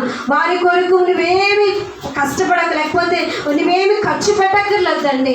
నీ గదిలో నువ్వు ప్రార్థన చేస్తూ అయ్యా వారిని రక్షించు, వారి పేరెత్తి నువ్వు రక్షించు ప్రభా, రక్షించు రక్షించు అని ప్రార్థన చేస్తే దేవుడే ఆలకించి, దేవుడే వారిని దర్శించి వారిని తీసుకొస్తారేమో కదండి. అట్టి రీతిగా ప్రయాసపడతామన్న దేవునికి స్తోత్రం చేద్దామా? నిజంగానే చేస్తారండి. మరి దేవుడి సన్నిధిలో మీరు చెప్తా ఉన్నారు, దేవుడు ఇక్కడ మీరు మర్చిపోవచ్చు కానీ దేవుడు చూస్తూ ఉంటారు. కాబట్టి మీరందరూ ఏం చేయాలండి? ప్రయాసపడాలి. ఎవరి కోసం? నశించిపోతున్న వారి కోసం, మీ కోసం, అంటే మీ యొక్క రక్త సంబంధికుల కోసమే ప్రయాసపడండి, సరిపోతుంది. అంతే కదండి. దేశం అంతా అవసరం లేదు మనకి. మీ రక్త సంబంధికుల వరకు మీరు ప్రయాసపడితే వారి తర్వాత వారి దేవుడు దర్శించి వారిని రక్షించవచ్చు, వారి ద్వారా అనేక మందిని రక్షించవచ్చు. ఒక ఉదాహరణ మీకు చెప్తానండి. ఒక వృద్ధ స్త్రీ ఉండేదంట. ఎవరండి? ఒక వృద్ధ స్త్రీ. ఆ వృద్ధ స్త్రీ ఏం చేసిందంటే, ఆమె నివసించే ఇంటి దగ్గర నుంచి కొంత వీధి చివరలో ఒక స్కూల్ ఉందంటండి. ఏముందండి? స్కూల్ ఉందంట. స్కూల్ ఉన్న తర్వాత స్కూల్లో కొంతమంది విద్యార్థులు ఉన్నారంట. విద్యార్థులు ఉన్నప్పుడు ఈ యొక్క స్త్రీ ఏం చేసేది, తల్లి ఏం చేసేదంటే ప్రతి దినము కూడా వారి రక్షణ కొరకు ప్రార్థించేదంటండి. ఎవరి కోసం అండి? ఆ చిన్నారి బిడ్డల కొరకు, రక్షణ కొరకు ప్రార్థించేదంట. ప్రతిదినం ఇలా ఎన్ని సంవత్సరాలు చేసిందంటే 13 సంవత్సరాలు ప్రార్థించిందంట. హల్లెలూయా. ఎన్ని సంవత్సరాలండి? మనం ఎన్ని సంవత్సరాలు ప్రార్థన చేయగలుగుతాం మన వారి కొరకు? 1 సంవత్సరమో 2 సంవత్సరాలు చేయగలుగుతాం. వాళ్ళు ఆ యొక్క స్త్రీ యొక్క బిడ్డలాండి, మనవలాండి, చుట్టాలండి, ఇంత మాత్రం కాదు. ఆ స్కూల్లో చదివే విద్యార్థుల కొరకు ప్రార్థన చేస్తూ ఉందంట. 13 సంవత్సరాల ప్రార్థన ఫలితం ఏమైందో తెలుసా? ఆ యొక్క ప్రార్థన ద్వారా కొంతమంది రక్షణ పొందారు. అంతకంటే ప్రాముఖ్యత చాలా అల్లరిగా ఉండే ఒక కుమారుడు రక్షణ పొందాడంటండి. ఒక కుమారుడు రక్షణ పొంది ఆ కుమారుడు ద్వారా ప్రపంచ వ్యాప్తంగా సువార్త అందించే సంస్థల్ని దేవుడు ఏర్పాటు చేశాడంటండి. హల్లెలూయా, హల్లెలూయా. ఎవరి ద్వారా అండి? ఎవరి ప్రార్థన ద్వారా? ఒక వృద్ధ స్త్రీ ప్రార్థన ద్వారా ఒక అల్లర్చులుగా తిరిగి ఒక బిడ్డ కొరకు ప్రార్థించగా ఆ బిడ్డ ఈనాడు ప్రపంచ వ్యాప్తంగానే ఏం చేశాడండి? కొన్ని సువార్త సంస్థల్ని ఏర్పాటు చేశాడంట. ఆ సంస్థల ద్వారా ఏం జరుగుతుందండి? అక్కడ గొప్ప సువార్త జరుగుతుందండి. అంటే నీవు నేను ఏ రీతిగా ఉండాలని దేవుని వాక్యం సర్వీసు ప్రార్థించే ప్రార్థన తల్లులుగా, తండ్రులుగా అనేకుల కొరకు ప్రార్థించే వారిగా ఉంటే మన ద్వారా తెలియకుండానే అనేకులు రక్షణలోనికి నడిపించబడతారు. దేవుని యొక్క ఉగ్రత నుంచి మనము కాపాడుతాం కదండి. అదే రీతికి ఇప్పుడు దేవుడు వాగ్దానం చేస్తున్నాడు కదా, ఆయన ఉండే స్థలాల్లో మనము ఉండులాగున తీసుకువస్తానని ఆశపడుతూ ఉన్నాడు. ఈ వాక్యం ఇక్కడికి పెట్టి మళ్ళా చెప్తానండి. ఒక చిన్న సాక్ష్యం చెప్పాలని ఆశపడుతూ ఉన్నాను. నా యొక్క వ్యక్తిగత జీవిత సాక్ష్యం కూడా మీకు చెప్పాలని ఆశపడుతూ ఉన్నాను.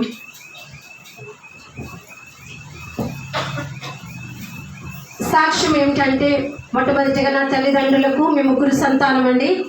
3 సంతానంలో నా తల్లిదండ్రులు అయితే ముందుగా 2 ఆడపిల్లలం. తర్వాత అప్పటికి వారి రక్షణ లేదు. దేవుడు అంటే తెలియని పరిస్థితి అయినప్పుడు మా తల్లి గారికి ఎవరో చెప్పి, అమ్మ నువ్వు దేవుని సన్నిధికి రా, బాప్తిసం తీసుకుంటే నీకు కుమారుడు పుడతాడని చెప్పారంట. కుమారుడు అంటే ఆశ కదండి, ఎవరికైనా ఆశ కదండి. 2 కుమార్తెలు పుట్టిన తర్వాత కుమారుడు పుడతాడమ్మా రా అని చెప్పిన తర్వాత నా తల్లి ఎందుకు ఆ చర్చికి వెళ్ళడం ప్రారంభించిన తర్వాత అనుకున్న రీతికి తల్లి ఆశించినట్లుగా ఒక కుమారుడు కలిగారండి. కుమారుడు కలిగిన తర్వాత మా తండ్రి గారు అయితే ఇంకనూ కూడా విగ్రహారాధనలోనే ఉండడం జరిగిందండి. ఇంకా పూజ చేసేవారు. మా యొక్క ఇప్పటికీ మా అమ్మమ్మ గారు ఉన్నారు. వారు ఇంకా కూడా వాళ్ళు ఏం చేస్తారంటే అన్యాదేవుల్ని వాళ్ళు పూజిస్తూ ఉంటారు. మా మేనమామలు కూడా ఆ యొక్క స్థితిలోనే ఉన్నారు ఇప్పటికీ కూడా. అయితే నా తల్లి దేవుడు దర్శించడం కారణం చేత తల్లి దేవుని సన్నిధికి వెళ్ళడం జరిగింది. కుమారుడు కలిగిన తర్వాత మా తల్లితో పాటు మేము కూడా దేవుని సన్నిధికి వెళ్ళేవాళ్ళం. మా తండ్రి గారు అయితే మాత్రం వచ్చేవారు కాదు. ఇలా జరుగుతున్న మీదట కొంతకాలం అయిపోయిన తర్వాత మా తెలుగు గల్ఫ్ దేశం వెళ్ళడం జరిగింది. ఆ వెళ్ళిన కొన్ని పరిస్థితులను బట్టి ఏమైందంటే మా ఇంటి దగ్గర కృతజ్ఞత కూడిక ఒకటి ఏర్పాటు చేస్తే ఆ రోజు మా నాన్నగారు కరెంట్ షాక్ తగిలితే కరెంట్ షాక్ని బట్టి దేవుడు ఆకర్షించుకొని మళ్ళీ దేవుని అంగీకరించడం జరిగింది. అంతకుముందు చిన్నతనం నుంచి నాకు ఒక ఆలోచన ఉండేది. మా ఇంటి నిండా కూడా ఏముండేది, ఫొటోస్ చాలా ఉండేవి, విగ్రహాల ఫొటోస్ చాలా ఉండేవి. చిన్నతనంలోనే ఏం ఆశ ఉండేది, మా నాన్నగారు వచ్చేసరికి ఇవన్నీ తీసేసి ఎక్కడన్నా పడేసేయాలని ఆలోచన ఉండేదండి. ఇక ఆశ ఎందుకో దేవుడు చిన్నప్పుడే అనుగ్రహించారు. అదే రీతి నేను ఏదైతే అనుకున్నానో ఆ తర్వాత నా తండ్రిగా రక్షణ పొందుకున్న తర్వాత అవన్నీ తీసేసి బయట పడేసి మేమందరం కూడా చక్కగా దేవుని సన్నిధికి వెళ్ళడం జరిగేదండి. ఈ రీతిగా జరుగుతున్న సమయంలో నేను చక్కగా చదువుకునే కృప దేవుడు అనుగ్రహించానండి. మా సహోదరి కొద్ది కాలమే చదివారు, 7th క్లాస్ చదివారు, తమ్ముడికి డిగ్రీ చదివారు. దేవాది దేవుడిని అల్పురాలను జ్ఞాపకం చేసుకుని MSc చేయడానికి కృపను అనుగ్రహించారు. దేవుని నామమునకు మహిమ కలుగును గాక. వెనక ఎవరు అంతగా చదువుకునే వాళ్ళు లేకపోయినా, అంటే ప్రోత్సహించేవారు ఎవరు లేకపోయినా, గైడెన్స్ ఇచ్చేవారు కూడా ఎవరు లేకపోతే దేవుడు ఎందుకో కృపనిచ్చి నాకు MSc చేయడానికి కృపనిచ్చారండి. యవన కాలంలో చక్కటి దేవుని భయభక్తులు కలిగి జీవించిన జీవితంలో వివాహం అయిందండి. చక్కటి శ్రేష్టమైన భర్తను దేవుడు నాకు అనుగ్రహించారు. విశ్వాసి అయిన భర్తను దేవుడు అనుగ్రహించారు. మేము చక్కగా ఏం చేసేవాళ్ళండి, జాబ్స్ చేసుకునే వాళ్ళం, కాలేజీలో లెక్చరర్స్గా వర్క్ చేసుకునే పరిస్థితి జరుగుతూ ఉండగా మాకు 2 బిడ్డలు అనుగ్రహించబడ్డారు, కుమార్తెలు, మాకు 2 కుమార్తెలండి. తర్వాత ఏమి జరిగిందంటే 2016వ సంవత్సరం 2012లో నా వివాహం జరిగింది. 2016వ సంవత్సరంలో ఏమి జరిగిందంటే అప్పటికే మా అత్తయ్య గారు ప్రార్థనా కూడిక ఏర్పాటు చేసేవారు, సంఘాన్ని స్థాపించి ప్రార్థనా కూడికలు ఏర్పాటు చేసేవారు. నా భర్తకు కూడా చాలా ఆసక్తి, దేవుని సన్నిధిలో ఎదగడం, దేవుని పరిచర్య చేయాలంటే చాలా ఆసక్తి కలిగి ఉండేవారండి. అప్పటికే ఒక వెలువెలి ప్రాంతంలో, అంటే మేము ఉన్న ప్రాంతం కాకుండా వేరొక ప్రాంతంలో వారు అమ్మ మాకు ఎవరు లేరు, మీ బాబుని పంపించండి, మీ అబ్బాయిని పంపించండి, నా భర్త అక్కడ వెళ్ళి నడిపిస్తూ ఉండేవారు. అయితే నాకేమైందంటే నేను చాలా ఆటంకపరిచేది. ఎందుకు ఆటంకపరిచేదని అంటే మనం చాలా మంచిగా చదువుకున్నాం, జాబ్స్ చేసుకున్నాను, నేను ఇంకా ఎలా చెప్పేదాన్ని, నేను ఎక్కడ వెళ్ళిపోతారో అన్నట్లుగా బోధించేవారు చాలామంది ఉన్నారు, బోధకులు చాలామంది ఉన్నారు, ప్రార్థించేవారు తక్కువగా ఉన్నారు. కాబట్టి మనం ప్రార్థించేవారుగా ఉందాం, పరిచర్య అయితే చేయొద్దు అనేదాన్ని నేనైతే. అలా కానీ దేవుని యొక్క చిత్తం, దేవుని యొక్క సంకల్పంలో ఆయన వెళ్తూ ఉండేవారు. ఆయనతో పాటుగా నేను వెళ్తూ ఉండేదాన్ని. వెళ్ళిన తర్వాత యొక్క విశ్వాసంతో ఏమనేదాన్ని అంటే, అమ్మ నా కొరకు నేను జాబ్ చేయాలి, నా కొరకు ప్రార్థన చేయండి అని చెప్పేదాన్ని. చాలా ఆశ, అంటే జాబ్ చేసేదాన్ని, గవర్నమెంట్ జాబ్ చేయాలని ఆశ. చిన్నప్పటి నుంచి గవర్నమెంట్ జాబ్ చేయాలని ఆశ, కోరిక నాలో చాలా ఎక్కువగా ఉన్న కారణం చేత చక్కగా చదువుకున్నాను, ప్రైవేట్గా జాబ్ చేస్తూ ఉన్నాను. వాళ్ళతో అనేదాన్ని, అమ్మ నా కోసం ప్రార్థన చేయండి, ఖచ్చితంగా నేను గవర్నమెంట్ జాబు చెయ్యాలని. సరేనమ్మా అనేవారు. అలా జరుగుతాం. 2016వ సంవత్సరంలో ఏం జరిగిందంటే ఏప్రిల్ 26, 27 తారీఖుల్లో ఏమైందంటే విపరీతమైన పెయిన్ వచ్చేసిందండి. ఒక దినాన నాకు విపరీతమైన పెయిన్. నా భర్త అప్పటికే డ్యూటీ చేస్తూ ఉన్నారు, పరిచర్య చేస్తూ ఉన్నారు. నాకైతే ఎంత మాత్రం కూడా పరిచర్య అంటే ఇష్టం లేదు. ఎందుకంటే ఒక ఆలోచన, ఒక అవగాహన ఉంది ఏంటంటే సేవకులు చాలా చులకనగా చూస్తూ ఉంటారు, తక్కువగా చూస్తూ ఉంటారు. మనకు ఆ పరిస్థితి వద్దు. ఎందుకంటే మనం చక్కగా చదువుకున్నాం, మనం జాబ్ చేస్తే చాలా గౌరవంగా ఉంటుంది, అందరూ గౌరవిస్తారు. అప్పటికే చాలా మంది చక్కగా గౌరవించేవారు. ఎందుకంటే బంధువులు ఎక్కడికి వెళ్ళినా కూడా లెక్చర్స్ అంటే గౌరవిస్తారు కదండి, చక్కగా గౌరవించేవారు, ప్రేమించేవారు. ఇలాగే ఉందాం కానీ మనకు పరిచర్య వద్దు, సేవ వద్దు అంటే నేను ఒత్తిడి తెస్తూ ఉండేదాన్ని. ఆ రీతిగా జరుగుతున్నప్పుడు 2016లో ఒక భయంకరమైన పెయిన్ వచ్చేసిందండి. ఒక రాత్రికాల సమయంలో 7 గంటలకు మొదలైన బాధ, నొప్పి ఏ మాత్రం తగ్గట్లేదు. దగ్గరలో ఆరోగ్యం పిలిచారు, ఆ సెలైన్స్ పెట్టారు, ఇంజక్షన్ చేస్తూ ఉన్నారు. ఏం చేసినా కూడా ఏ మాత్రం కూడా సమాధానం అనేది నాకు లేదండి. ఇప్పుడు నేను తీసుకొచ్చిన తమ్ముడు ఉన్నాడు కదండి, తెల్లవారు 3 గంటల ప్రాంతంలో అబ్బాయికి ఫోన్ చేసి, ఒక ఆటో ఉండేది అప్పట్లో, ఆటోని పిలిచి ఆ 3 గంటల ప్రాంతంలో తీసుకువెళ్తా ఉంటే నా యొక్క ఆలోచన ఎలా ఉందంటే ఇక్కడ నుంచి వెళ్ళిపోయా, ఎగిరి హాస్పిటల్లో పడిపోవాలి అన్నంత బాధ అండి. భరించలేకపోతా ఉన్నాను. అంటే ఎక్కింది ఎక్కడ పడిపోవాలండి, హాస్పిటల్లో పడిపోతే వాళ్ళు ఏదైనా ట్రీట్మెంట్ చేస్తారేమో అని ఆలోచన. అంతటి భరించలేని బాధతో నేను బాధపడుతూ ఉంటే హాస్పిటల్లో జాయిన్ చేస్తారు. 8 దినాలు హాస్పిటల్లో ఉండడం జరిగిందండి. ఈ 8 దినాలు నొప్పి వస్తే భరించలేకపోతా ఉన్నాను. అప్పుడు ఆ పరిస్థితులు ఆలోచన చేసుకుంటున్నాను, ప్రభువా నేను ఎక్కడైనా పడిపోయానా, ఎవరినైనా ఏమైనా అన్నానా, ఏంటి ప్రభా నాకు తెలియచే ప్రభా అంటే దేవుడు తెలియజేస్తూ ఉన్నాడు. ఈ యొక్క నీ భర్తకు పరిచర్యకు నువ్వు ఆటంకపరుస్తున్నావు ఆలోచన కలిగింది. అప్పుడే ఆ గోడ పట్టుకుని చాలా బాధపడతావు, నొప్పి తట్టుకోలేకపోతాను. ఆ గోడ పట్టుకుని ప్రభా నేను నా భర్తను ఆటంకపరిచిన ప్రభా, పరిచర్యకు సపోర్ట్ చేస్తాను ప్రభా, నేను సహకరిస్తాను ప్రభా, నొప్పి తగ్గించు ప్రభా అని ఆ యొక్క సమయంలో ప్రార్థించుకుంటూ ఉండేదాన్ని. 8 దినాలు హాస్పిటల్లో ఉన్నాను. ఆ చిన్న బిడ్డ అయితే సంవత్సరం పాప అండి. అప్పటికి సంవత్సరం పాప నెల ఒక 8 దినాలు హాస్పిటల్లో ఉన్న మీద డిశ్చార్జ్ అయిన తర్వాత ఇంటికి వచ్చేసాం. కొద్ది రోజులు బాగానే ఉన్న పరిస్థితి. నేను నా భర్తతో పాటు వెళ్ళేదాన్ని, అక్కడ ఆటంకపరిచేదాన్ని కాదు. ఎంతో ప్రతికూలమైన పరిస్థితి ఆ యొక్క పరిచర్యలో అయినా సరే సపోర్ట్ చేస్తానని సపోర్ట్ ఉండడం జరిగింది. బాగానే ఉంది. ఎప్పుడు నా భర్త అయితే ఆగస్టు నెలలో ఉపవాసం ఉండి ప్రార్థన చేసుకుంటూ ఉండేవారు. ఏప్రిల్ అయిన తర్వాత ఆగస్టు వచ్చిన తర్వాత ఉపవాసం ఉన్నప్పుడు పగల డ్యూటీ చేసుకుని నైట్ ఉపవాసం ఉండేవారు. నేను కూడా నా భర్తతో కలిసి ప్రార్థించేదాన్ని. అంటే బిడ్డలు పడుకున్న తర్వాత ఎక్కువ సమయం ప్రార్థనలో గడిపేవాళ్ళు. ప్రార్థనలో గడుపుతూ ఉండే దేవుని యొక్క అభిషేకం నన్ను తాకుతూ ఉండేది. నాకు తెలియకుండా ప్రవచన వాకుబయలు వచ్చేసి అది నాకు ప్రవచనం అని కూడా అప్పటికి తెలిసేది కదా. మా అత్తయ్య గారిని అడిగాను, అంటే ఇలా వచ్చింది, ఇది ఏంటంటే అమ్మ నీకు ప్రవచనం దేవుడు ఇస్తున్నారేమో అని అనేవారు. అంటే అంతటి పరిస్థితి, అంత భక్తి జీవితం, అంత విశ్వాస జీవితము నాకైతే లేదు. అదైతే దేవుని సన్నిధిలో ప్రార్థన చేస్తున్నాం. ఆగస్టు నెలంతా ప్రార్థన చేస్తాం. సెప్టెంబర్ మాసం వచ్చింది. ఈ దినం సెప్టెంబర్ 1 తారీఖు కదండి. ఈ సెప్టెంబర్ మాసం అంటే నాకు చాలా ఇష్టం అండి. దేవుడు ఇంతటి అవకాశం ఇచ్చినందుకు చాలా దేవుని స్తుతిస్తూ ఉన్నాను. ఎందుకంటే ఈ సెప్టెంబర్ 11వ తారీఖున నా బర్త్డే, కానీ డెత్ డే కూడా సెప్టెంబర్ మాసంలోనే అయిపోవాల్సిన పరిస్థితి. ఎందుకంటే సెప్టెంబర్ 29వ తారీఖున మా ఇంటికి వెళ్ళడం జరిగిందని, మా పుట్టింటికి వెళ్ళిన తర్వాత చాలా సంతోషంగానే ఉన్నాం. పుట్టింటికి వెళ్తే చాలా సంతోషంగానే ఉంటారు కదండి, అందరూ ఉండరండి, అందరూ సంతోషంగానే ఉంటారు. చాలా సంతోషంగా ఉండడమే జరిగింది. ఆ రాత్రి చక్కగా ఉన్న అందరితో కలిసి మాట్లాడాం, భోజనం చేసాం, పడుకునిపోయాం. పడుకున్న తర్వాత నాకైతే ఏమీ తెలియలేదు. ఉదయకాలం 4 గంటలకు అనుకుంటా నా భర్త అంట లేచి ప్రార్థన చేసుకుంటా ఉన్నాడు. ఎందుకంటే ఒక లైట్ వేశారు. ఆ లైట్ నాకు కొంచెం మెలుగు అనిపించింది. నేను పడుకునిపోయాను, నాకైతే మెలుగు లేదు. ప్రార్థన చేసుకుని పడుకున్నారంట. 5 గంటలకు ప్రార్థన పడుకునిపోయారంట. 5:30 గంటలకు ఒక సౌండ్ వినిపిస్తూ ఉందంటండి. ఏ సౌండ్ అంటే ఫిట్స్ వస్తే నొరగ వచ్చేసి నోరంతా నొరగ కింద ఏదో గొరగ సౌండ్ కింద వచ్చేస్తూ ఉందంట. ఆ నిద్రలో ఉలిక్కిపడి చూసేసరికి నా పరిస్థితి ఎలా ఉందంటే ఫిట్స్తో కాళ్ళు చేతులు కొట్టుకుంటా ఉన్నానంట. నోరంతా నొరగ వచ్చేస్తూ ఉందంట. కొట్టుకుంటున్నానంట. నా భర్తకు ఒక్కసారిగా నిద్రలో లేచి ఏమీ అర్థం కాలేదు. ఎందుకంటే ఆ పరిస్థితి నాకు ఎప్పుడూ లేదండి. చిన్న వయసు మందులకు ఆ పరిస్థితి వరకు ఎప్పుడు కూడా ఆ ఫిట్స్ అనే వ్యాధి నా జీవితంలో లేదు. కనుక నా భర్త కూడా షాక్ అయిపోయి ఏం జరుగుతుంది ఏమిటో కూడా అర్థం కాని పరిస్థితిలో అలా కొట్టుకుంటున్నానంట. కొట్టుకుంటూనంట ఎలాగ మామూలు చనిపోతే ఎలా ఉంటారండి, ఎలా నా కాళ్ళు చేతులు అంతా కూడా వదిలేసానంటండి. నా కాళ్ళు చేతులు వదిలేసానంట. చేపట్టుకుంటే నాడేమీ కనిపించట్లేదంట. ఈలోపు ప్రక్కన ఉన్న తమ్ముడు పిలిచారంట. పిలిచి ఏంటంటే ఇంకే మనిషి ఏమో నేనైతే శవంగానే ఉన్నాను. ఇటు పెద్దగా కేకలు వేసేస్తున్నారంటే వీళ్ళిద్దరు పెద్దగా కేకలు వేస్తే నా తండ్రి ఆ గేదెలు ఉండేవండి అక్కడి నుంచి వచ్చేసారంట. పరుగున చుట్టుపక్కల అందరూ వచ్చేసి ఇంకా ఏమైంది చనిపోయింది ఏమంటే ఏం చేస్తూ ఉన్నారంట. మా ఇంటి వెనక ఒక చిన్న బాబు ఉంటాడు. ఆ బాబుకు తరచుగా ఫిట్స్ వస్తూ ఉంటుంది. ఆవిడ కూడా ఏడ్చేది, రేపొద్దుట నేను ఇలా ఏడవాలేమో నా మనవడు చనిపోతే అని ఆమె కూడా ఏడుస్తూ ఉందంట. నా భర్తకి ఏం చేయాలో అర్థం కావట్లేదు. ఇలా నన్ను ఇలా కదుపుతూ ఉంటే శవాన్ని కదుపుతుంటే ఏం చేస్తారండి, చలనం ఉంటుందండి. మామూలుగా మనిషి కుదుపుతున్నట్టుగా ఉంటుంది, కానీ ఆ మనిషిలో చలనం అయితే లేదు. కదుపుతుంటే ఏమీ చలనం లేదంట.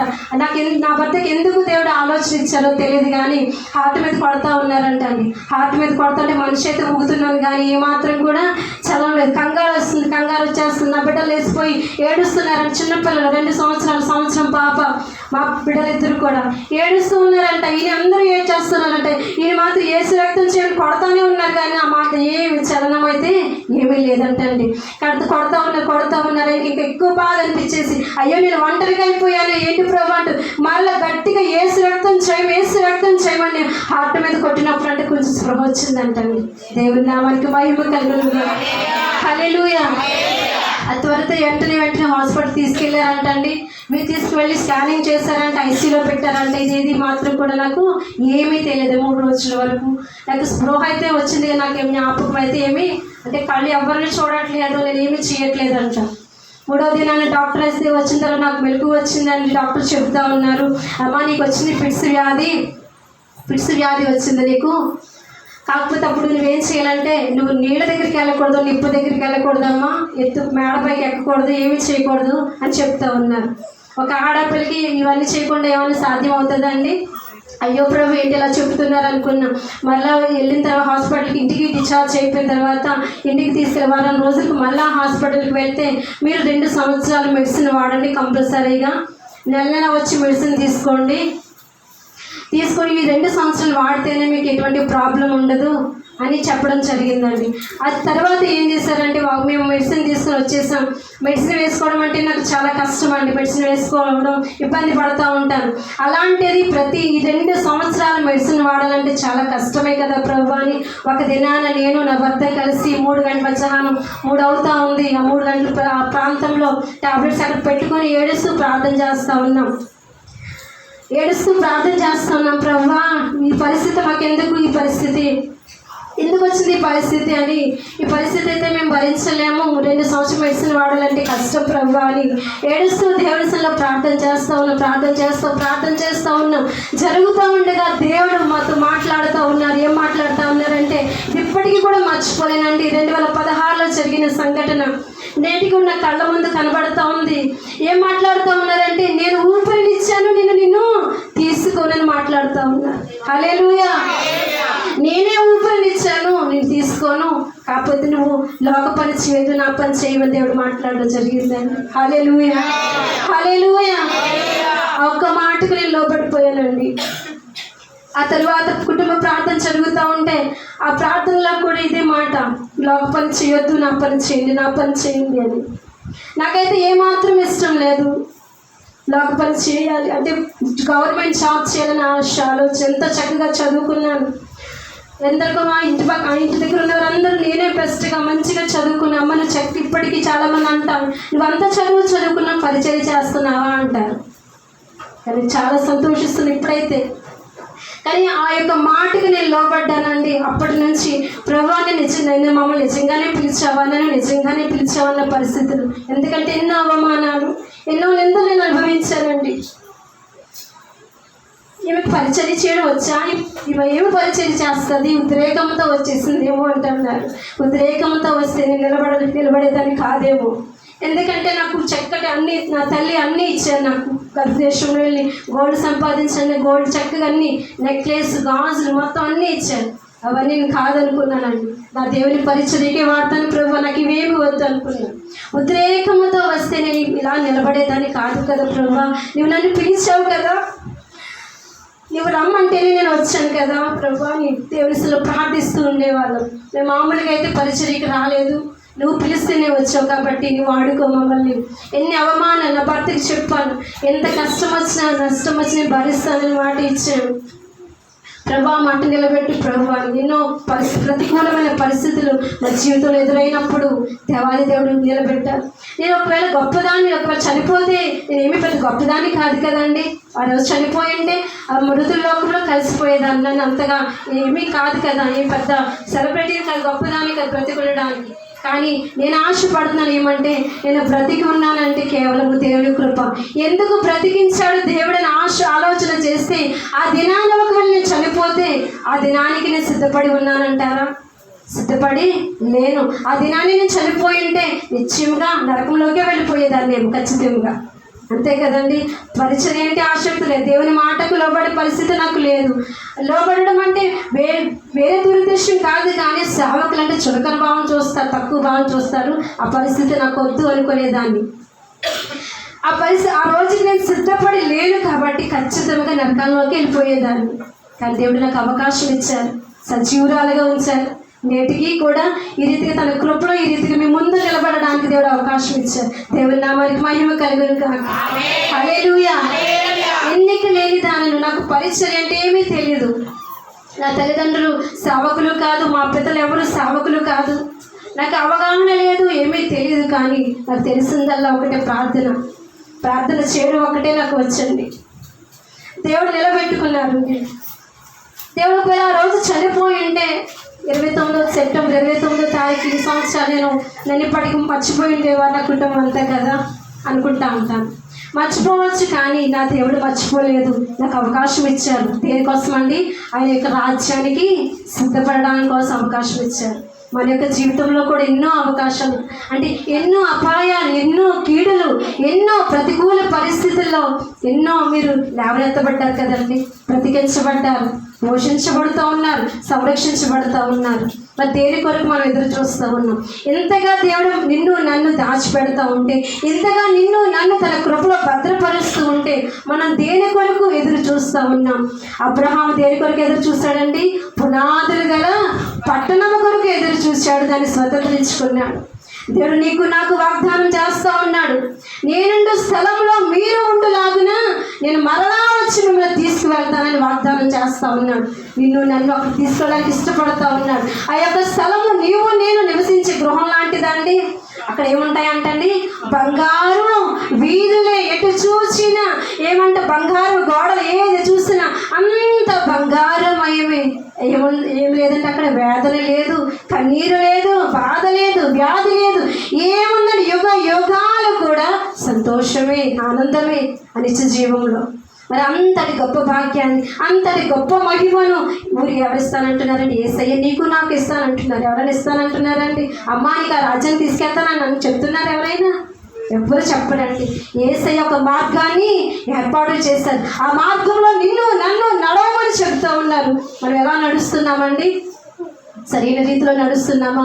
సరైన రీతిలో నడిస్తే ఖచ్చితంగా మనం దేవుని రాజ్యానికి వారసులైపోతాం. యుగ యుగాల నిత్య మహిమలో వేదన లేని, శోధన లేని, కన్నీరు కలతలు లేని ఆ రాజ్యంలో నీవు నేను నివసిస్తాం. అలా లేదమ్మా, నా ఇష్టానుసారంగానే జీవిస్తాను, నా ఇష్టానుసారంగా బ్రతుకుతానంటావా? యుగ యుగాలు మండి అగ్నిగుండంలోకి వెళ్ళిపోతామేమో. అక్కడ నుంచి ఎవరు తప్పించుకొని చాలరు, అంతే కదండి. ఎవరైనా తప్పిస్తారా? ఏడుస్తున్నావని, నువ్వు బాధపడుతున్నావని, నువ్వు కేకలేస్తున్నావని ఎవరైనా చేపట్టుకు లాగుతారా అండి? ఎంత మాత్రము జరగని పని. మనకి దేవుడు అవకాశం ఇచ్చారు, నిన్ను నన్ను బ్రతికించారు, నిన్ను నన్ను పోషిస్తూ ఉన్నారు, ఎన్నో పరిస్థితుల్లో లేవనెత్తుతూ ఉన్నారు కదండి. మనం దేని కొరకు ఎదురు చూస్తూ ఉన్నాం? ఇంకను శరీర సంబంధమైన వాటి కొరకు ఎదురు చూస్తే ఆ నిత్య జీవాన్ని స్వతంత్రించుకోలేము. కానీ శరీర సంబంధం మనకు వస్తూనే ఉంటాయి, అంతే కదండి. మొదట నా నీతిని, నా రాజ్యాన్ని వెతుకును, అప్పుడు అవన్నీ మీకు అనుగ్రహించబడతాయి అన్నాడు. మనం అన్నిటి శరీర సంబంధమైన వాటివి ఎదుగుతూ ఉంటే ఆ రాజ్యాన్ని స్వతంత్రించుకోలేము. కానీ మొదట పర సంబంధమైనది ఏదో పైనున్న వాటినే మనం వెతుకుతూ ఉంటే ఈ లోకమంతా మన వెంట వచ్చేస్తుందండి. హల్లెలూయా, హల్లెలూయా. అటు రీతి మనం అందరం జీవిద్దాం. దేని కొరకు ఎదురు చూద్దాం?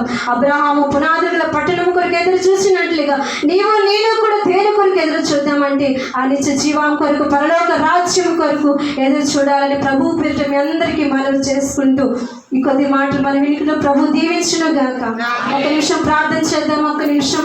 ఎత్తబడిన దేవుడు నీతో నాతో ఏం మాట్లాడారు? ఒక్క నిమిషం ప్రార్థన చేద్దాం. నేను దేని కొరకు ఎదురు చూస్తున్నాను ప్రభువా? దేని కొరకు నీ సన్నిధానముకు వస్తున్నాను ప్రభువా? దేని కొరకు నీ సన్నిధిలో గడుపుతున్నాను ప్రభువా? దేని కొరకు ఆరాధన చేస్తా ఉన్నాను? మన పాపం నిమిత్తమే, దోషముల నిమిత్తమే దేవాది దేవుడు రక్తాన్ని కాచి బలి అయిపోయినప్పుడు నీ మీద నా మీద ఏ శిక్ష విధించకుండా, ఏ భారము పట్టకుండా నా సన్నిధిలో నిండా రహితులుగా నడవమని మాత్రమే దేవాది దేవుడు సెలవిస్తా ఉన్నారు. నేను స్థలములో మిమ్మల్ని ఉండు లాగున మరలా వచ్చి నీ యొక్క తీసుకువెళ్తానంటా ఉంటే మనం ఏం చేస్తా ఉన్నాం? ఒక్క నిమిషం ప్రార్థన చేద్దామా? అయ్యా నీ ఉండు స్థలంలో నేను ఉండాలయ్యా, నీ ఉండే చోటనే నేను ఉండాలయ్యా. ఈ లోకం యొక్క సంపద కాదు ప్రభువా, అయ్యా శరీరం యొక్క ఆశీర్వాదాలు కాదు ప్రభువా, పర సంబంధమైన ఆశీర్వాదం నాకు ఇవ్వు ప్రభువా అంటూ ప్రార్థన చేద్దాం. హల్లెలూయా, హల్లెలూయా. శబరహోదర కలమా యేసయ్యా దర్శించు నాయన. అయ్యా పునాదుల పట్టణం కొరకు మేమందరం ఎదురు చూడడానికి కృపనివ్వండి నాయన. అయ్యా నిత్య రాజ్యంలో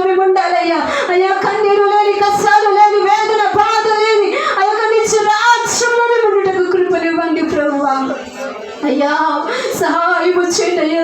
అయ్యా ఘోరమైన కాగ్ని నుంచి మేము తప్పించబడాలయ్యా. మా బిడ్డలు తప్పించబడాలి ప్రభువా. అయ్యా వాగ్దానం చేసిన దేవుడు, నమ్మదగిన దేవుడు అయ్యా. ఎన్నో వాగ్దానాలు మా జీవితంలో నెరవేర్చావయ్యా. అయ్యా ఇదిగో పరి సంబంధమైన వాగ్దానం నెరవేర్చడం కూడా నువ్వు సమర్థుడు. అది నెరవేరు దినములు ఆసన్నమయ్యాయి అయ్యా. అయ్యా వాగ్దానం స్వతంత్రించుకునే కృపను మాకు దయచేయమని, దయచేయండి అయ్యా, దయచేయండి అయ్యా. సహాయం చేయండి, చూపించండి నాయన. అయ్యా చెడు వచ్చిన బిడ్డ అందరినీ దీవించు, అటు రీతిగా జీవించడానికి సహాయం దయచేయండి. పరీక్షలు నానాటికి కూడా మీరు విస్తారింప చెయ్యమని ప్రార్థిస్తున్నా. సరిహద్దుల సమాధానం కలుగును కాకని ప్రార్థిస్తున్నా. అనేక జనములు పరుగున వచ్చుదురు కాకని ప్రార్థిస్తున్నా. ఒకరి చెంగు ఒకరు పట్టుకుని వచ్చుదురు కాక. అయ్యా అయ్యా అయ్యా నూతనమైన కృపతో నింపుతున్న దేవుడు అయ్యా. అయ్యా స్తోత్రాలు చెల్లించుకుంటూ అయ్యి పరిచయం అయ్యా నీ దాసులను ఇంకను ఆశీర్వదించి బహుబలంగా మీరు వాడుకోనండి. నీ దాసుని వాడుకోనండి నాయన. వారి యొక్క ప్రయాస వ్యర్థము కానివ్వక దినము కూడా నూతనమైన కృప, నూతనమైన అభిషేకం దిగి వచ్చును కాకని ప్రార్థిస్తున్నాం.